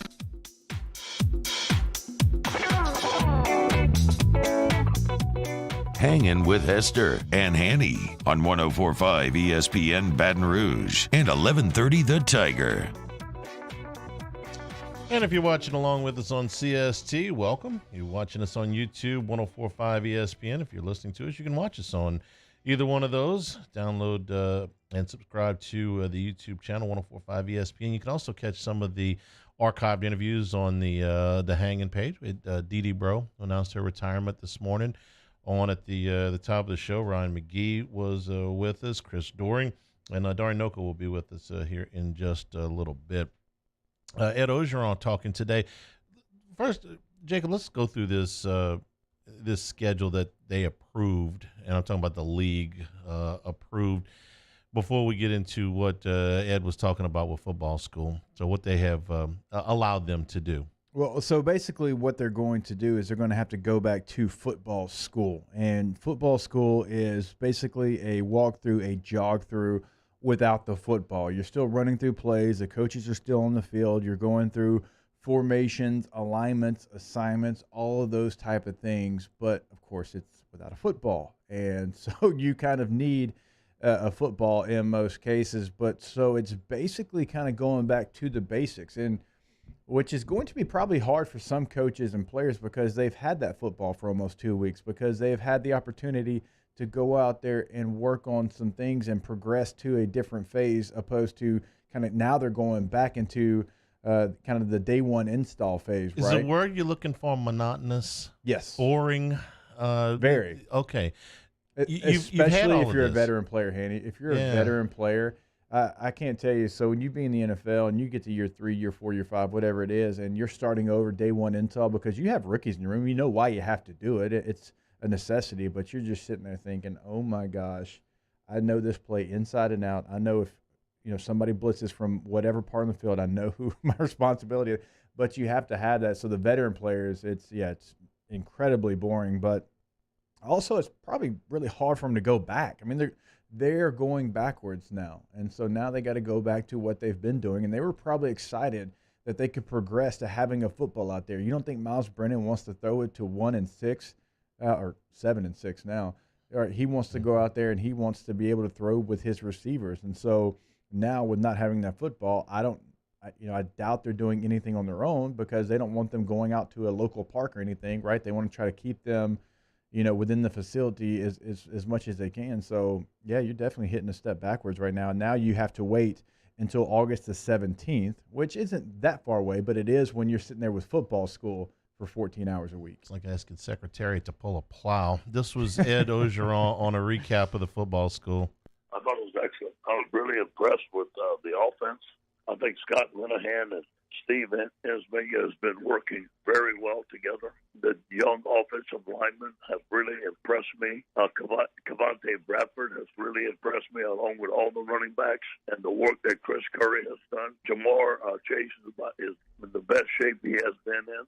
Terrence Marshall practiced a little bit. Grayson McMath looks good. Eric Gilbert practiced for the first time. Really impressed with, we can't tell the quarterback, Miles looked like he was doing great, but we're not throwing the ball. We're not full full speed. Max and TJ look good. Really impressed with our offense. The defense, the details of Coach Pelletti's new defense, we're working on it every day, getting better. I think the biggest asset of this defense is going to be the speed and athleticism. We're big and fast and run to the ball. I'm still trying to get over quarterbacks working without a ball. I know that you can do things with footwork. I know that you can do things with, going through your progressions and all of those things. But you got to throw the ball. You don't have a ball. They took the ball away. They took their ball and went home. Yeah, and so there's situations within the new CBA, and of course it's had a newer CBA since I played. But when we first got the new CBA in 10, 11, whatever year that was, we would have the walkthrough practice, and you couldn't throw the ball. You could have the ball out there, you could hand it off, but you couldn't throw the ball. What's the purpose of that? Okay. There's really not. There was Jacob Hester, union rep. There was some offensive linemen that didn't want to have two-a-days who were union reps, and so that was okay. That was one of the things. I mean, not having two-a-days, I get, but if the ball's out there, you just soon throw it. I mean, can you have linemen don't have to go downfield? Why would they care? Yeah, trust me. Can you have another object? Can you have, say, I don't know, a cone? Can a cone be used for handoffs and mesh points and all those things? I mean, I was going to say, give them a Nerf ball, but I guess the virus clings to the Nerf balls more than the regular because it can soak into the Nerfness. Yeah. So now you've got football players that are having to go back, and so we will now have this walkthrough football school, no pads, no ball, in 14 hours a week up until August the 17th. And so, August 17th, once that hits, I mean, these coaches, it's going to be full board. Now you've got 40 days to get 25 practices. And so for a coach, it actually gives you an opportunity that when you do have a practice, Hanny, because you have so many built-in off days, you can kind of go full tilt, right? You can get it in third gear pretty quickly because you've been doing so many things leading up to it as far as all these football schools that they're doing. And so you're going to see some coaches ramp it up to get ready for the season because that gives you a month. So you've got, out of the 25 practices, 20 might be full pads. I would assume, at least. I would just hate to be a player to have to do this. This is the most monotonous, never-ending. This is a training camp from hell. Well, I've actually been to some training camps from hell, but I see what you're saying as far as you went to training camps in hell. I mean, I understand about the this is hurry up and wait. That's what this is. Yeah, the mental, hurry up and wait. I'm not saying the mental part of it is the physical part is as tough as it always is. The mental part's got to be worse. They've been there since the beginning of June. Workout, ramp up, workout, ramp up, workout, ramp up. Hey, you can have a ball. Workout, ramp up, workout, ramp up. Oh, give me the ball back. Starting over. Yeah. They've been here almost 2 months. And mentally, you're exactly right because you hear so many different things, and it's like, okay, well, here's what it's going to be at this point. And then when you get to that point, it's something different. That part of it would be very difficult as well because you don't really know exactly when everything was going to be put in place. Now that we have a schedule, that probably makes it a little bit easier. And now we have a practice schedule as well. You can focus in on, okay, here's what I have to do. But there's been a lot of mental hurdles to try to get to this point. But now you can focus on football for the most part because you do have a schedule because, hopefully later today, maybe tomorrow, I'm sure it'll break here. What are we on for, 50 more minutes? I'm sure it'll break in 51 more minutes, but we could possibly have an SEC schedule here later today. So your opponents and everything that's going on. That's got to be helpful for these players because there's been so much uncertainty. You didn't know who you were going to play, right? And so you're trying to people just assume sometimes that, okay, you're playing this team, UTSA, well, the week before you're going to learn their personnel. Or you're playing Texas, week 2, you're going to take time and you'll learn their personnel on that Sunday after the UTSA. No. There's been coaches that have already had that game plan for months. They've already had that personnel for months. I know when we played Virginia Tech, it was the second week of the season, right? Mm-hmm. Trust me, I started studying those linebackers and Cam Chancellor at safety and Flowers at corner well before we got to them. And week 1, we played a conference game. So it's not like I was overlooking Mississippi State. Now, they weren't very good at the time, but still, weren't overlooking them, but you want to be prepared multiple weeks out, because in the summertime, that's when you get your book of all the tricks of little things that you can learn. Xavier DB is their linebacker. Well, you know what? If his left foot's forward, he's rushing every single time. If his right foot's back, well, he's dropping into cover. Small things like that you try to pick up during the summertime. Well, if you didn't really technically know exactly who your opponents were going to be, that's difficult. Well, luckily, there's more days in September now to make up for the days that were in July that you missed. Yeah. So this was Ogeron on the possibility. And again, we're hearing rumblings. This is not breaking news or anything, but there's a sense of urgency to get this schedule out. They're not holding this for suspense purposes. They're trying to get this thing out. Where there was some rumblings out of Birmingham earlier today that it could be imminent. I don't know what that means. It's today, tomorrow, maybe the day after that. But this was Ed on his thoughts about adding two. I have no clue. I don't know. I didn't even know what the schedule's going to be. We don't know who we play September 26th. We don't, and I'm sure that's going to come out this week. And I got to give it to Commissioner Sankey. He's had a lot on his plate. I think that the one thing I know Commissioner Sankey has done is put the safety of our players first. Yeah. That's why he waited so long to make a decision. And that's why he has Dr. Katie O'Neill. That's why he has medical staff he's listening to. So I think that was the priority.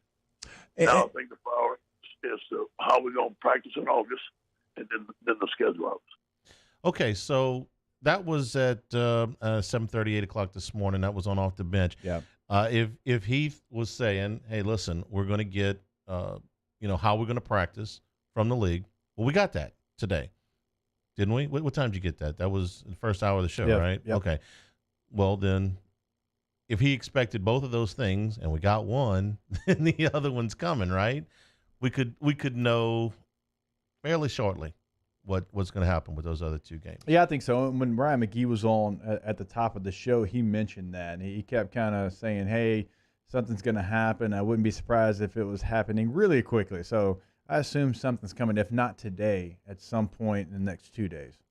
Last thing, this was we talked about the camp protocols. This is Ogeron's outline for, I guess we'll call it camp. Well, here I'm just waiting for the final say-so of when we can start camp. I've heard it's going to be May 10th. I'm not for sure. I think that's when it's going to happen, but I think we're going to get the word today. Then they're going to tell us how many days we're allowed to practice. Okay, that's an old clip. That's the wrong one. Hey, excuse time me. kind of stands still, Hanny. If you told me it's May 10th tomorrow, I'd be like, okay, maybe it's May 10th. That's the wrong clip. That's that's just the wrong clip. Sorry about that.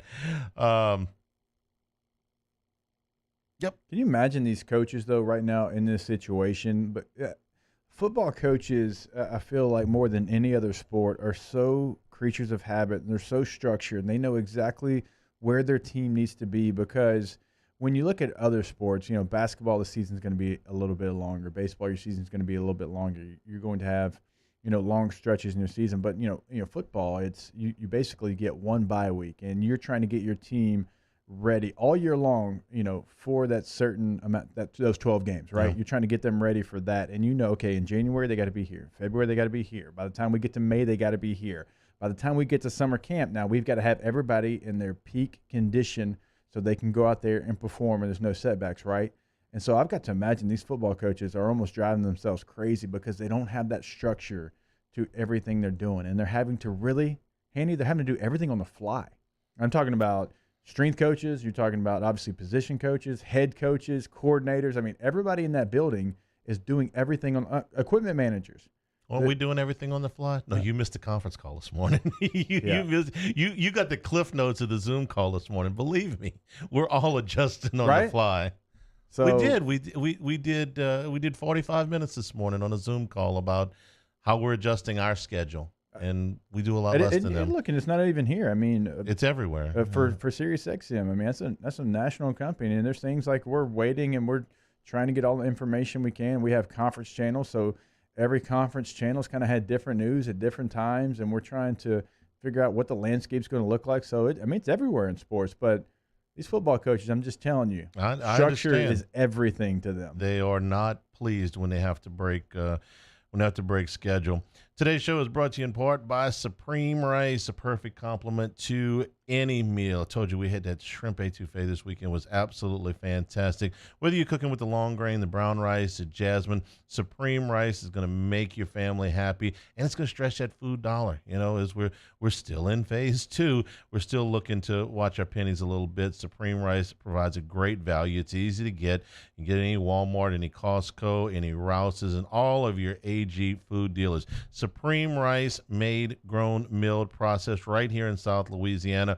So if you want to support Louisiana farmers, whether it's an etouffee like we did, or some red beans and rice, or gumbo, or many of the great recipes that you can get on the website at supremerice.com. Support your Louisiana farmers. Supreme Rice.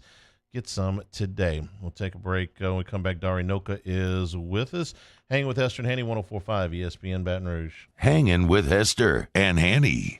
GoTro's Outdoor Power, helping you with all of your property maintenance needs, and our friends over at SCAG do such a great job.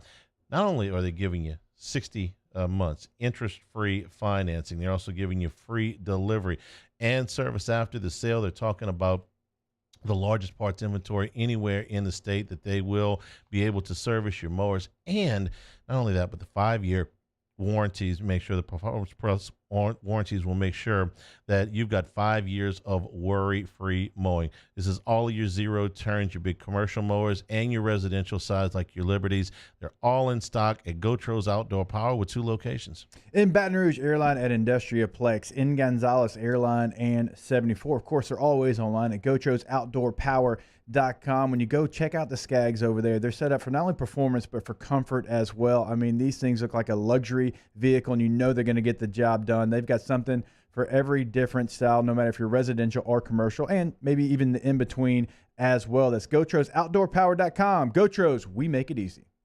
Our listeners fire off their opinions on the GymsFirearms.net hotline at 499-1045. Keep listening for your next chance to shoot us your thoughts with the GymsFirearms.net hotline on 1045 ESPN Baton Rouge. Citizens Bank is proud to bring you the Fan of the Week. But during these times with no fans, Citizens Bank is switching its support to the Banking on BR campaign to raise money for the Baton Rouge Food Bank. You can help out by visiting brfoodbank.org or bankingonbr.com. Our family of restaurants are fired up, and we can't wait to see you safely. Little Village Downtown. Call or go online for offerings and hours.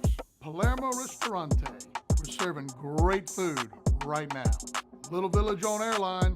Reward yourself. Stabs in Central? Nice. Stabs Prime on Jefferson. Steak or seafood? Introducing Sammy's Grill on Highland Road. We're socially responsible from a distance. To all of our heroes working on the front lines of this COVID-19 pandemic, your bravery and selflessness represent the very best of us, and we want to say thank you. I'm asking everyone around the state to join me in celebrating the heroism of our healthcare professionals on the 19th of every month at 1900 hours, that's 7 p.m. Write a note of appreciation, make plans to donate to charitable organizations, or say a prayer. To learn more, visit 19thanks.org. Thank you, and God bless. Gulf Coast Bank and Trust is a local bank with a straightforward philosophy. It's about doing the right thing for our customers. Participating in our community with annual local fundraisers. Offering individual attention in a modern banking atmosphere with a trusted local company. Gulf Coast Bank invested in technology with a local touch, giving our customers the power to bank anywhere, anytime. We're building relationships through personal service as the bank that cares about you. Gulf Coast Bank and Trust, the bank that cares about you. ServiceMaster Elite create clean, disinfected work environments. As a local business, we take pride in serving the New Orleans and Baton Rouge areas. Our cleaning protocols follow CDC and OSHA standards for healthcare settings, offices, senior living, restaurants, and industrial plants. Contact ServiceMaster Elite to get your operation ready for reopening with germ disinfection cleaning. ServiceMaster Elite, the trusted choice in professional cleaning since 1996. At All-Star Toyota, you get it all. If you're in the market for an all-new Toyota vehicle, come see our friendly and knowledgeable sales team at All-Star Toyota. Located in Baton Rouge at the corner of Airline and Goodwood, We've been serving our community since 2005 by offering a large selection of new Toyota cars, trucks, and SUVs. Get behind the wheel of your dream car and take a test drive at All Star Toyota today. Divorce is hard. Divorce is messy. Divorce is exhausting. The law offices of O.C. Brown walked me through my divorce and helped me find the right solution for me, my kids, my finances, and my property. Call the law offices of O.C. Brown, your law firm for a lifetime. Hey, it's Matt Moscona inviting you to join us for Tuesday's AFR, presented by Insurance Network of Louisiana. We'll get a check-in from Saints workouts, and we'll recap Pels Grizz from the bubble. Join us 3 to 6. 104.5 ESPN Baton Rouge.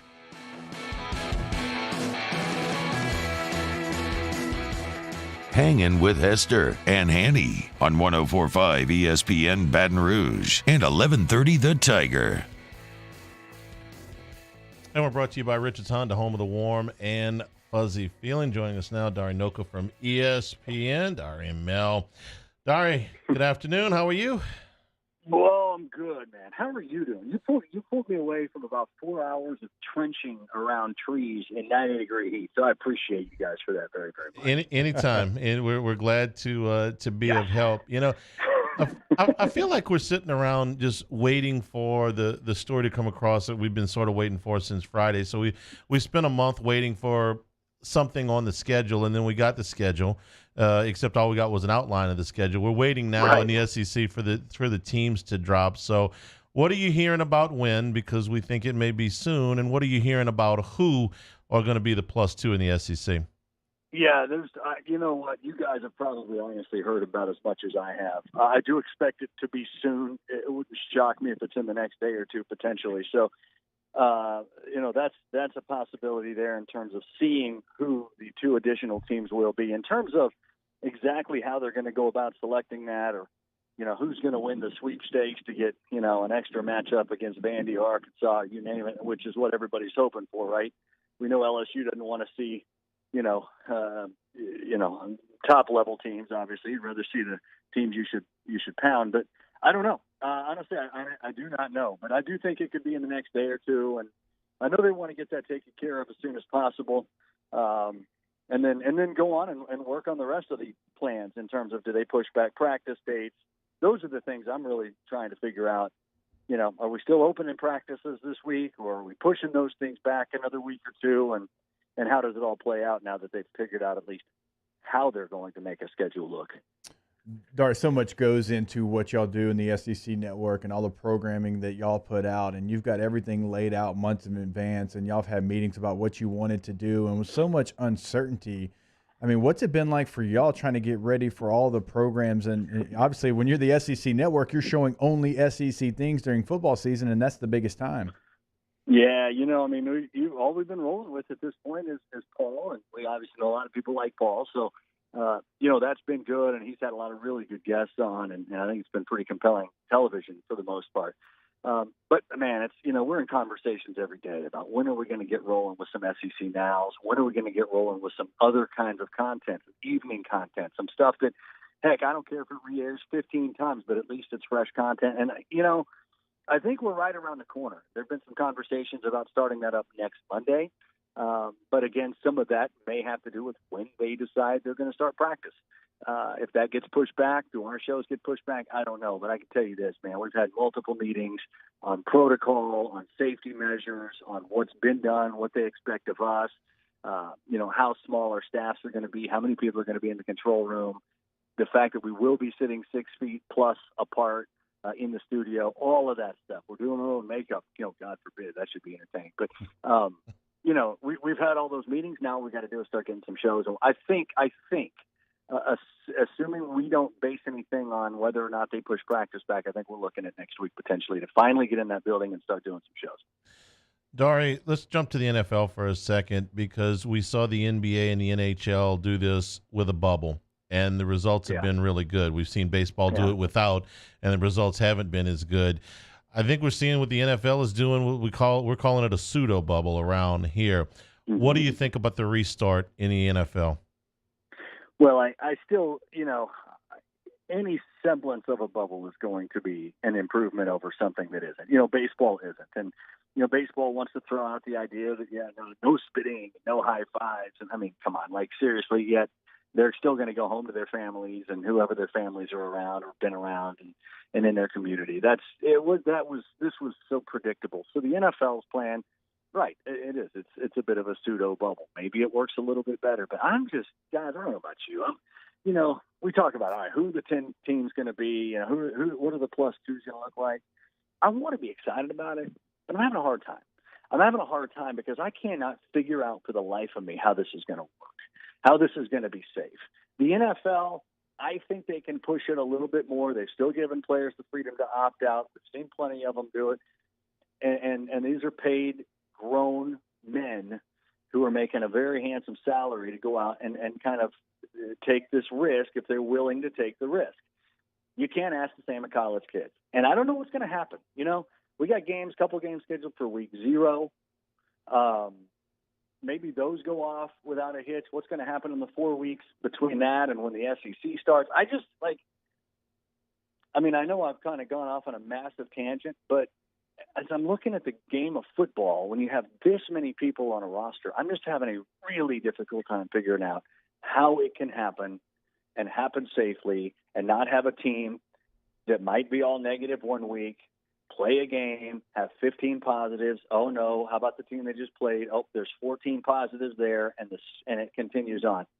I want to be optimistic on this. I'm just having a hard time doing it. But the bubble's been beautiful. Like, I can't take my eyes off of – I'm a huge hockey fan, so I can't take my eyes off the Stanley Cup qualifying rounds games. But the bubble's really, I think, the only foolproof way to go. And I still don't know that that's totally foolproof, but it's the best option anybody's got, and they did beautifully to get it together the way they have. Right, and there's a uniformity to that, obviously, because you're in a bubble. And when you look at college football, it's going to be difficult that all these conferences are kind of doing their own thing for the most part. So if you're trying to get to a champion between all of these conferences and you don't have a uniform policy in place, and, let's say because the Big 12 is playing 9+1, and say there's an outbreak in the Big 12 and they only play 7 games, and the Big 10 only plays 9, the SEC plays 10, or whatever, however it plays out that way, then you're trying to crown a champion. You could also get in some trouble there. There's no question. I mean, and for that example, look at baseball. The Marlins have played 3 games. Yeah. As going into the day, the Braves have played 11 more games than the Marlins. I mean, that's incredible. Same division, but that's what has happened because of an outbreak within a team. So now and we'll let baseball figure that out with their 7-inning doubleheaders and however that, who cares if one team plays 60 and one plays 45 and you go by winning percentage. But are you going to do that in college football where you might have a couple of teams that are playoff contenders that are 10-0, a couple more are 7-0, but they got a really, really good win over one that was, 8-1. Like, I don't know how you do this, but to think that it's going to come off without a hitch, I think is a mistake. And to think that at the end of this thing, whenever they select these teams, to think that it's going to look fair or make sense, not sensible to me either. So that's probably why I could see us having the expanded playoff, let more teams in. But we just got to get to that point. And right now, my focus is just on hoping we can actually get to that point. How much do you think the other sports matter to college football? How close are they watching baseball? How close are they watching the NFL? Well, I do know this. I know Greg Sankey was the reason he did not make the kind of the gut decision the same time the Big Ten and the Pac-12 did about 3-4 weeks ago was because he knew things were going to develop, and he wanted to watch and see how it developed. And lo and behold, you have the Marlins, right? And how does baseball handle it? How quickly does it spread within a team? We saw that it spread incredibly quickly within a team. So he didn't want to rush the way that I think he feels the Pac-12 and the Big Ten rushed. There was no reason to make that call that early. We didn't know enough. So he's watching it very closely. Certainly baseball. We don't have much from the NFL to go on at this point, but I do know that he's paid very careful attention to baseball, and I'm certain that what has happened in Major League Baseball was a very prominent conversation in his meetings recently with the athletic directors, presidents, chancellors around the SEC in terms of deciding what to do. How exactly it ties in, I don't know, but I'm sure the idea of, did you see how fast it spread and what happens if the Marlins couldn't play, so then they couldn't play the Phillies, and the Phillies couldn't play, the Cardinals couldn't play the Brewers or whatever. I mean, whatever it was, how do you start withholding teams? How often do you retest? How long do you keep players out? So I don't know about football mattering now because we don't have it, but I know he's been paying very close attention to baseball. And obviously the NBA and NHL haven't given us anything to learn from. Dari, I've got a scheduling question that I want to ask you because obviously you pay attention when it happens in the Big 12. I know you follow Oklahoma, and they've played, all their teams play each other, right? And they do that every single year. So with the SEC, playing, 10 conference games, how difficult is it going to be for them to go back and try to play 8 games next year? Or do you think this is going to be something? Because I know for me, as a former player, I love that we're going to get 10 quality matchups for the most part. Yeah, no, I do too. That's again, if this goes off well and we don't have problems, and outbreaks and things that shut teams down, it's going to be as compelling a watch as any SEC season we've ever had because of that. Now, right? Can you? What is this? The hay is in the barn or out of the barn? Whatever. Whatever. You can't put the toothpaste back in the tube, right? Yeah. So, but we're not going to 10. This league has fought too long and too hard to justify to others around the country that our league is so good, 8 conference games is enough for us. And then we'll go out and we'll schedule the USCs and we'll schedule the Oklahomas. And we'll go out and we'll schedule all those powers that will make you all look at us and say, all right, fine, at least you're stepping out. You guys are playing somebody, except for that god-awful week 13 or whatever it is when we just have to, kind of grin our teeth and bear it. Yeah, cupcake week. So, but we're not going to 10. And I would be surprised if we go to 9. Again, 8's kind of been where they're comfortable. 8 has worked for them. 8 is good enough to get them into the playoff every year. And on occasion, 2 teams into the playoffs. So, no, it's going to be one of those things. Now, they may have to make some, make sure they continue to schedule non-conference games, difficult games, home and homes. But we're doing that in this league for the most part. So, no, it's not a deal where we're going to be the first conference to go play 10 conference games. I just can't imagine that happening. All right, we appreciate your time. We'll look forward to talking with you again real soon. All right, guys. Enjoyed it, man. Have a good one. Thanks, Dari. We're brought to you by Richard's Honda, home of the warm and fuzzy feeling. Whether you're listening along here on 1130 The Tiger around Shreveport area, if you're watching on CST or on YouTube, our channel 1045 ESPN, or with us here in Baton Rouge, 1045 ESPN Baton Rouge. Hangin with Hester and Hanny. In times of need, get a full list of phone numbers, websites, and other important emergency information on the Demco Stormwatch page at 1045ESPN.com. To all of our heroes working on the front lines of this COVID-19 pandemic, your bravery and selflessness represent the very best of us, and we want to say thank you. I'm asking everyone around the state to join me in celebrating the heroism of our healthcare professionals on the 19th of every month at 1900 hours, that's 7 p.m. Write a note of appreciation, make plans to donate to charitable organizations, or say a prayer. To learn more, visit 19thanks.org. Thank you, and God bless. Crime has serious consequences, but anyone can make a mistake. If you find yourself in trouble with the law, know that you have rights, and it's okay to demand them.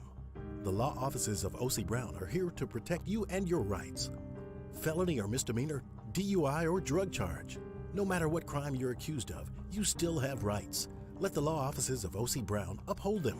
Call 225-343-1111. Your law firm for a lifetime. If I built a van,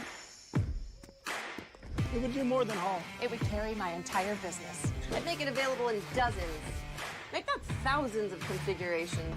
It would keep an eye on my fleet. And an eye out for danger. If I built a van, I'd make it available in diesel and gas. And I'd build it right here in South Carolina. Introducing the all-new Sprinter, starting at $33,790. Built in the USA. Mercedes-Benz. Vans. Born to run.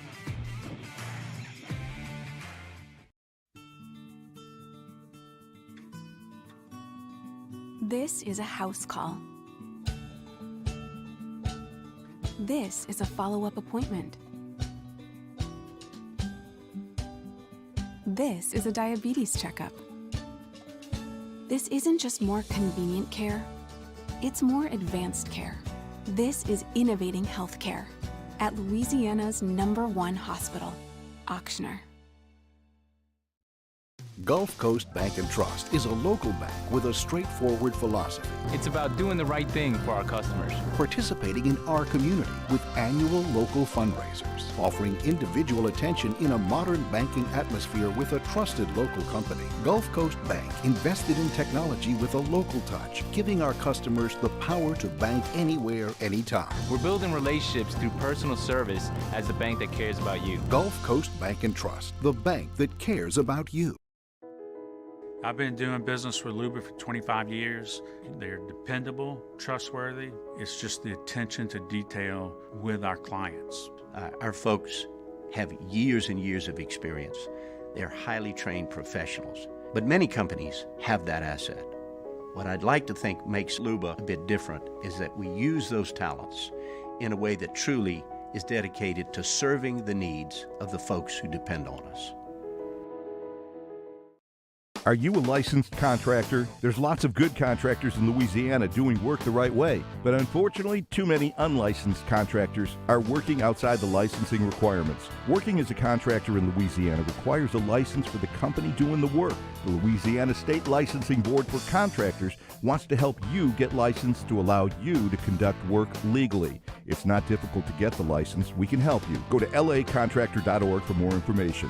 Licensed contractors, it's the law. Gulf Coast Office Products is a nationally recognized Savin office equipment dealer based right here in Louisiana. Over 100 employees strong, Gulf Coast has the boots on the ground to support all vertical markets, from education, engineering, legal, and finance. With the latest in office technology, from desktop to production segment units, Gulf Coast and Savin have the perfect fit for you. Call 225-756-2644. That's 756-2644 for Gulf Coast. Join us for a Tuesday edition of Game Time with Jimmy Ott and Ben Mintz. Matt Yeoman and Mike Delicano will join the show as we're live from Doe's Eat Place from 6 to 8 p.m. Come say hi or tune into 104.5 ESPN Baton Rouge.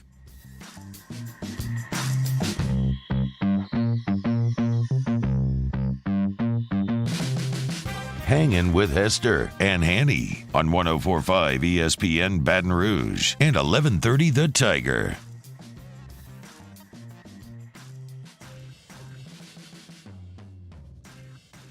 Not really sure where you have to hit it for it to be a home run. My goodness. Watching a little Twins Pirates. Hanny, why are you so interested in this one? Because it's on. Oh, okay. Yeah, no particular reason. Yeah. The ball hit 15 feet over the fence. I'm not really sure how far it has to go out of the park, but at any rate. So, Chris Del Conte is the athletic director at Texas. He had an interesting statement to the Austin newspaper, which is the American statement. He said that LSU and Texas will definitely be made up at some time in the future. That sounds encouraging, right? This is the visiting AD, right? I mean, if it was the home AD, the guy that got the home game, so man, I don't know if we're ever be able to do that again. But he says, he's the visiting AD for this coming game.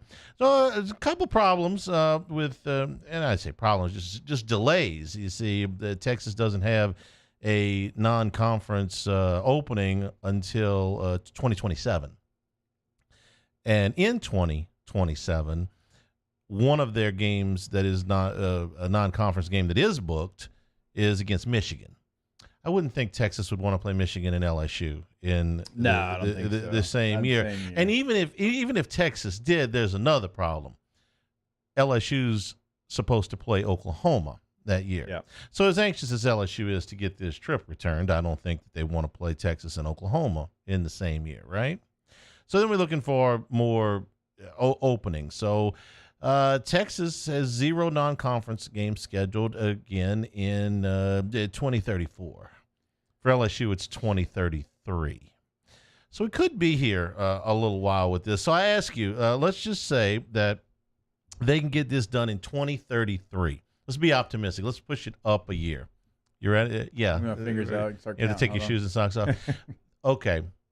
Will Chris Del Conte be the AD at Texas in 2033? No. Will Scott Woodward be the AD at LSU in 2033? No. Oh, only if he wanted to. I doubt it. Yeah. Will Tom Herman be the head coach at Texas? No. Will Ed Ogeron be the head coach at LSU in 2033? If he'd want to retire them, then no. Let's see, he turned 59 the other day. So he'd be 72. Yeah. So yeah. Okay, so pretty good chance no. Yeah. Right. He's going to be, enjoying some fishing off the bayou with a couple of natty championship rings. Okay. Yeah. Right. Yeah, by that time you're retired. What year will Joe Burrow be in as quarterback of the Bengals? He'll be a savvy vet. Will he still be with the Bengals? No, he won't be the Bengals. He won't be with the but he'll Bengals still be in the anymore by NFL. that time. Okay. Yeah. How many guys off of either one of these teams that are on these teams now, the year the game was supposed to play, take the 85 scholarship guys That would still be in the NFL? How many of them will still? It's out of 170 guys. 13 years from how now. many in 13 years? And this is freshmen all the way through seniors, so they could be as young as 31. You got to think about it. Even a guy like Derek Stingley would be like an 11-year NFL vet at that point. Mm-hmm. And would be about 33, give or take. Which is, for a corner, it's. So how many guys would still be in the NFL playing football? Maximum. Just give me a ballpark. Maximum, I think. Out of 170, I would say 4? Maximum. I mean, maybe a little bit. You got some high-level guys here. I would say out of the 170 players on the LSU and Texas rosters, better than half of them will be drafted. Yeah. At some over. That's such a over 4 long years. time, though. You're talking about. Oh, it is. It's hard to get there. For sure. Will you and I still be doing this show in 2033? Let's see. I can retire at 55. I'm not going to quite be there yet. I hope. Okay. I hope so. See, I got to work till I die. Yeah. And I hope that's a long time away from now. So Josh, how many pros do you think? Real quick. I'm going to say. I'm just everything off the top of my head. I'm going to say like 10%. It's just like 17 so guys. hard to get to a decade in the NFL 17 now, outside guys. of quarterbacks. Yeah, 17 guys. That might be a little bit high. 17 out of 170. Whew, that's a lot. I mean, 13. I mean, my floor is way low ball. I got freshmen now. I got freshmen. Yeah, on that's this true. team. You got freshmen too. I hadn't seen them play yet. Let's see. Will Josh Ward still be producing his show in 2023? No. If Gordy has anything to do with it, yes. Good I will be right here. Will Paul O'Neill have spoken more than 200 words by 2033? That is a blue book no. Blue book it no. Will Playboy Marty have taken over a suite in Las Vegas by 2033? Yes. He's got like the best odds, right? You think of things that by 2033. By the way, I will be over. What one of the goal retirement ages. I will be over by that time. Given the current state of the world, I don't think I'm gonna get there. Hanny, I'm just letting you know. In 2040, I turned 55 years old. 2040. I'm just letting. Okay. Yes, 2040. I'm just letting you know. The day I turn 55, this show could be as successful as it possibly could be. Yeah. Your boy's out. 2040. You're 2040. done. That's my end date. That's when all the NFL retirements hit. I'm going to have every one of my sons will be out of college at that point. Right. I don't know where I'm going to be living. Okay. But it's going to have water. Right. Okay. With a view and waves. I'm no better than 6 to 5 to Pickett to still be here in 2040. and by here, I mean alive and well.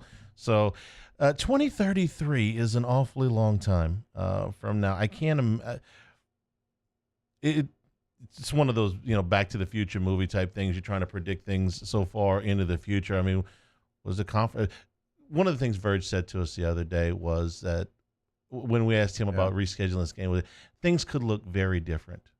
And we're not talking about in 2033. We're talking about in 2022, okay, when hopefully we are past this pandemic and we see out of all of the changes that we've had to make in our lives what sticks. I think it was Hunt that asked earlier, hey, what out of all of these things sticks? And will there be a day where the Power Fives are only playing the Power Fives? And as far-fetched as that might have seemed last year at this time, it no longer is No, it's not. It's no longer a pipe dream that would never happen in our lifetimes. These may be and I'm not saying that there's a single coach or AD that would want to vote for it, but at one point they may have to look at this. No longer they're telling how long this damn thing goes, and they say, listen, in order to save our sport, in order to make up the money that we lost over however long this happens, we have to change this. And then the networks tell you can't change back, just like the 12 games. Right. Boggles the mind to Charles, guys, one quick note here. Governor just announced 21 more days of phase 2. So not good. I kind of wish Josh was Paul and didn't talk. just the messenger. What do I have hard that I can throw at Didn't him? you say? Who was it saying that they heard it was going to be good news? There was somebody that said It's the guy that comes in It here was after Paul. us. It was definitely Paul. No, it wasn't Paul. Paul doesn't speak. Paul doesn't talk. Paul's like Teller, okay? You ever seen Penn and Teller? Teller doesn't speak? That's Paul, okay? 21 more days. 21? Deion Sanders, 21. It's like a bad issue of Groundhog Day, man. Yeah, I'll be honest, Hanny, that was great discussion that you had and great points. But as soon as you brought up the point of like how many guys will be playing in the NFL, like that's all I've been thinking about. I'm not even gonna lie to you. Okay. Like you were talking, I was kind of listening. Like in my head, I was trying to count exactly how many guys are gonna be playing in the pros because that's 11 years. That's a long time from now. That's long careers. But you think about a 4-year guy from now, it would be 9 years. Yeah. See, we'll get you're taking freshmen the upper aren't class. people yet. We ain't even seen them. Eli Ricks will still be playing in the NFL in 2023. This is the kind of thing Jimmy would write down and hold over my head. I'm thinking about writing it down because one of us is going to have a bad take. I feel like it's probably me, but hey, if we're doing this show in 2033, we're talk doing, about a success. We're doing something It'd right. be great. All right. Ask us when you come back. Don't ask Josh. He'll give you bad news. Jeez. Don't ask him anything. Hanging with Hester and Hanny, 104.5 ESPN Baton Rouge. Hanging with Hester and Hanny. We opened up the playbook and expanded our coverage. Listen daily in high definition on 98.1 HD2. We are 104.5 ESPN Baton Rouge.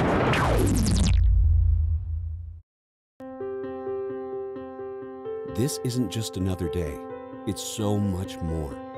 Kelly's life was put on hold when her auctioneer primary care doctor discovered a rare blood disorder. Her doctor connected her to an auctioneer care team of cancer, heart, and kidney specialists. With multiple primary care locations around Baton Rouge, same-day appointments, and online scheduling, we're relentless about keeping you healthy. Auctioneer Baton Rouge, innovating healthcare for Kelly. Gulf Coast Bank and Trust is giving our customers the power to bank anywhere, anytime during this challenging event. And we're right there with you. Our mobile banking app is a smart way to manage your money and time.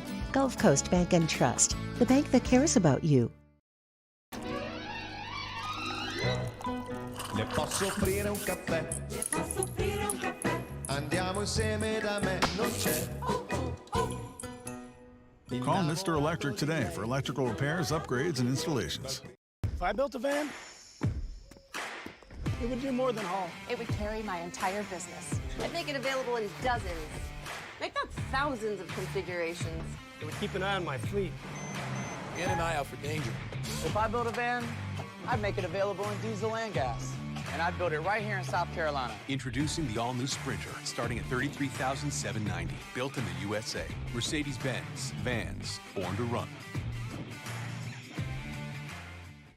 ServiceMaster Elite create clean, disinfected work environments.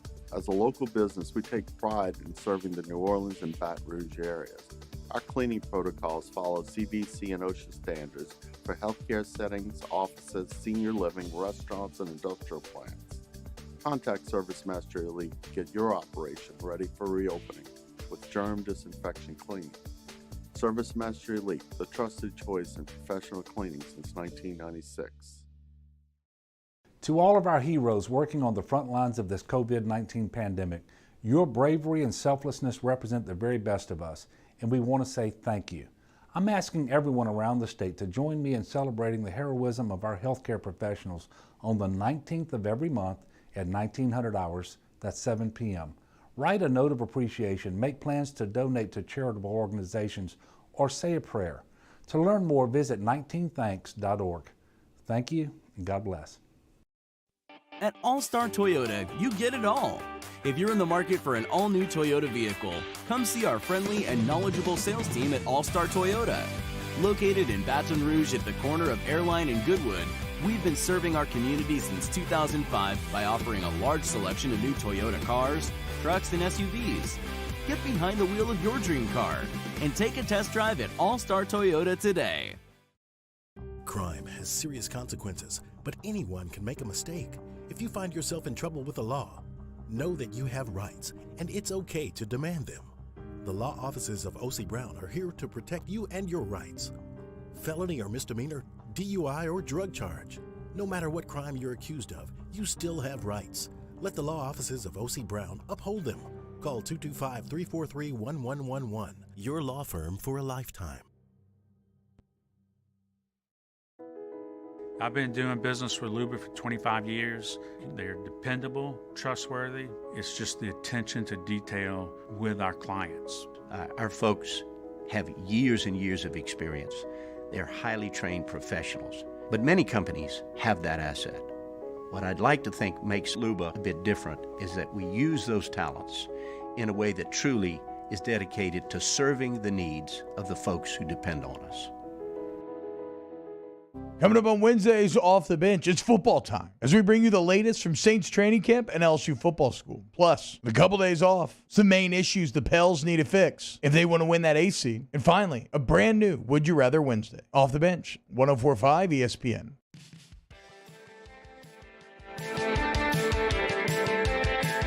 Hangin' with Hester and Hanny on 104.5 ESPN Baton Rouge and 1130 The Tiger. And we're brought to you by Richards Honda, home of the warm and fuzzy feeling. Going to ask us real quick though, the extension of phase 2 to the 28th.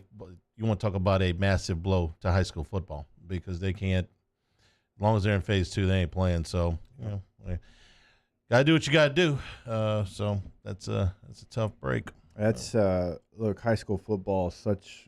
And I realize what's going on, but high school football is so important to the development of so many young men, especially in our state. Yeah, I mean, our state cares about. We're one of those states that, I mean, it is in our fabric, right? It molds a lot of us. I know it did for me. I'm sure it did for you. I mean, we all have high school football stories, and so, man, I can't imagine, if they don't have that opportunity.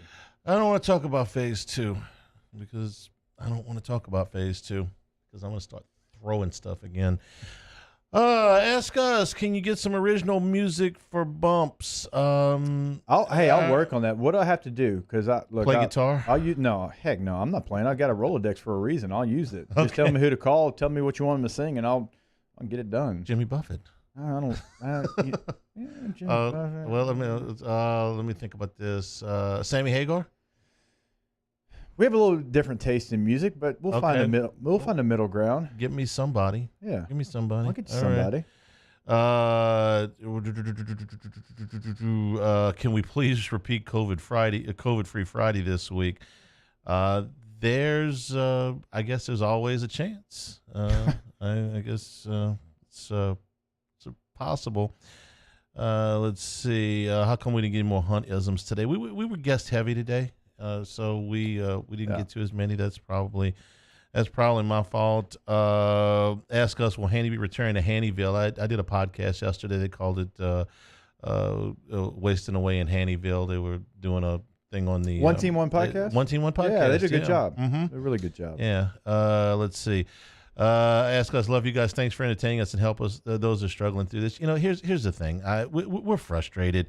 We're not pointing fingers. That's everybody's favorite thing to do. The huddle today has been mostly political, and I can tell you, we'll let you guys fight it out in there if you feel like it, but we're just not responding to a whole bunch of that stuff because what we have overwhelmingly been told by our audience is that they come here to escape as much as they can from that. There's plenty of places you can get all the COVID numbers that you want, that you can get all of the political talk that you want. The people come here hear about sports. Now, we haven't been able to stay COVID-free because it affects so much of what is our main topic. So we've tried to do a balance, and we're frustrated. I'm not pointing fingers at Republicans or Democrats or anything like that. I'm just saying that we are frustrated. We would like to move forward, and all that breaks down into is one side or the other. So we're just not going to respond to it. You guys can duke it out all you want,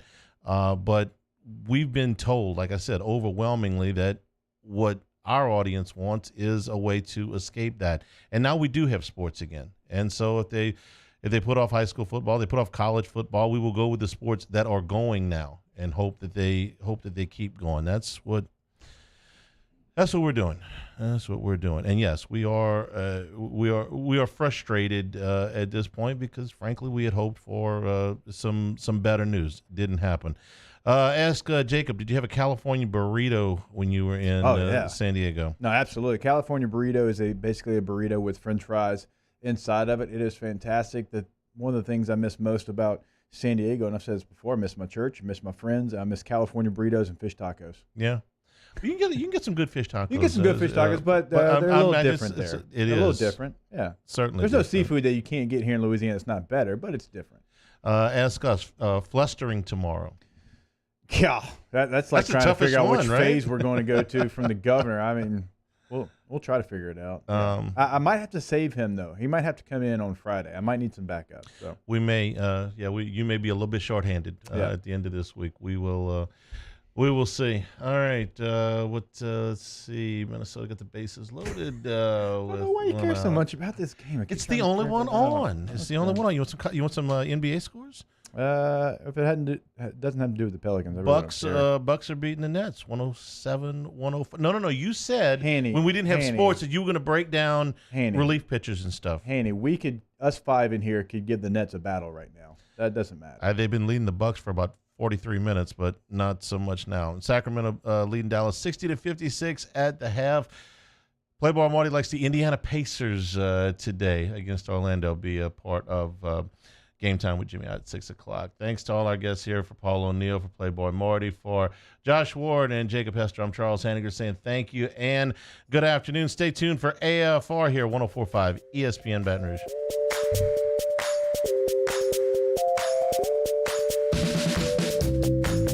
Hangin' with Hester and Hanny. At All-Star Toyota, you get it all. If you're in the market for an all-new Toyota vehicle, come see our friendly and knowledgeable sales team at All-Star Toyota. Located in Baton Rouge at the corner of Airline and Goodwood, we've been serving our community since 2005 by offering a large selection of new Toyota cars, trucks, and SUVs. Get behind the wheel of your dream car and take a test drive at All-Star Toyota today. Do you know the proper way to prevent the spread of COVID-19 in your office?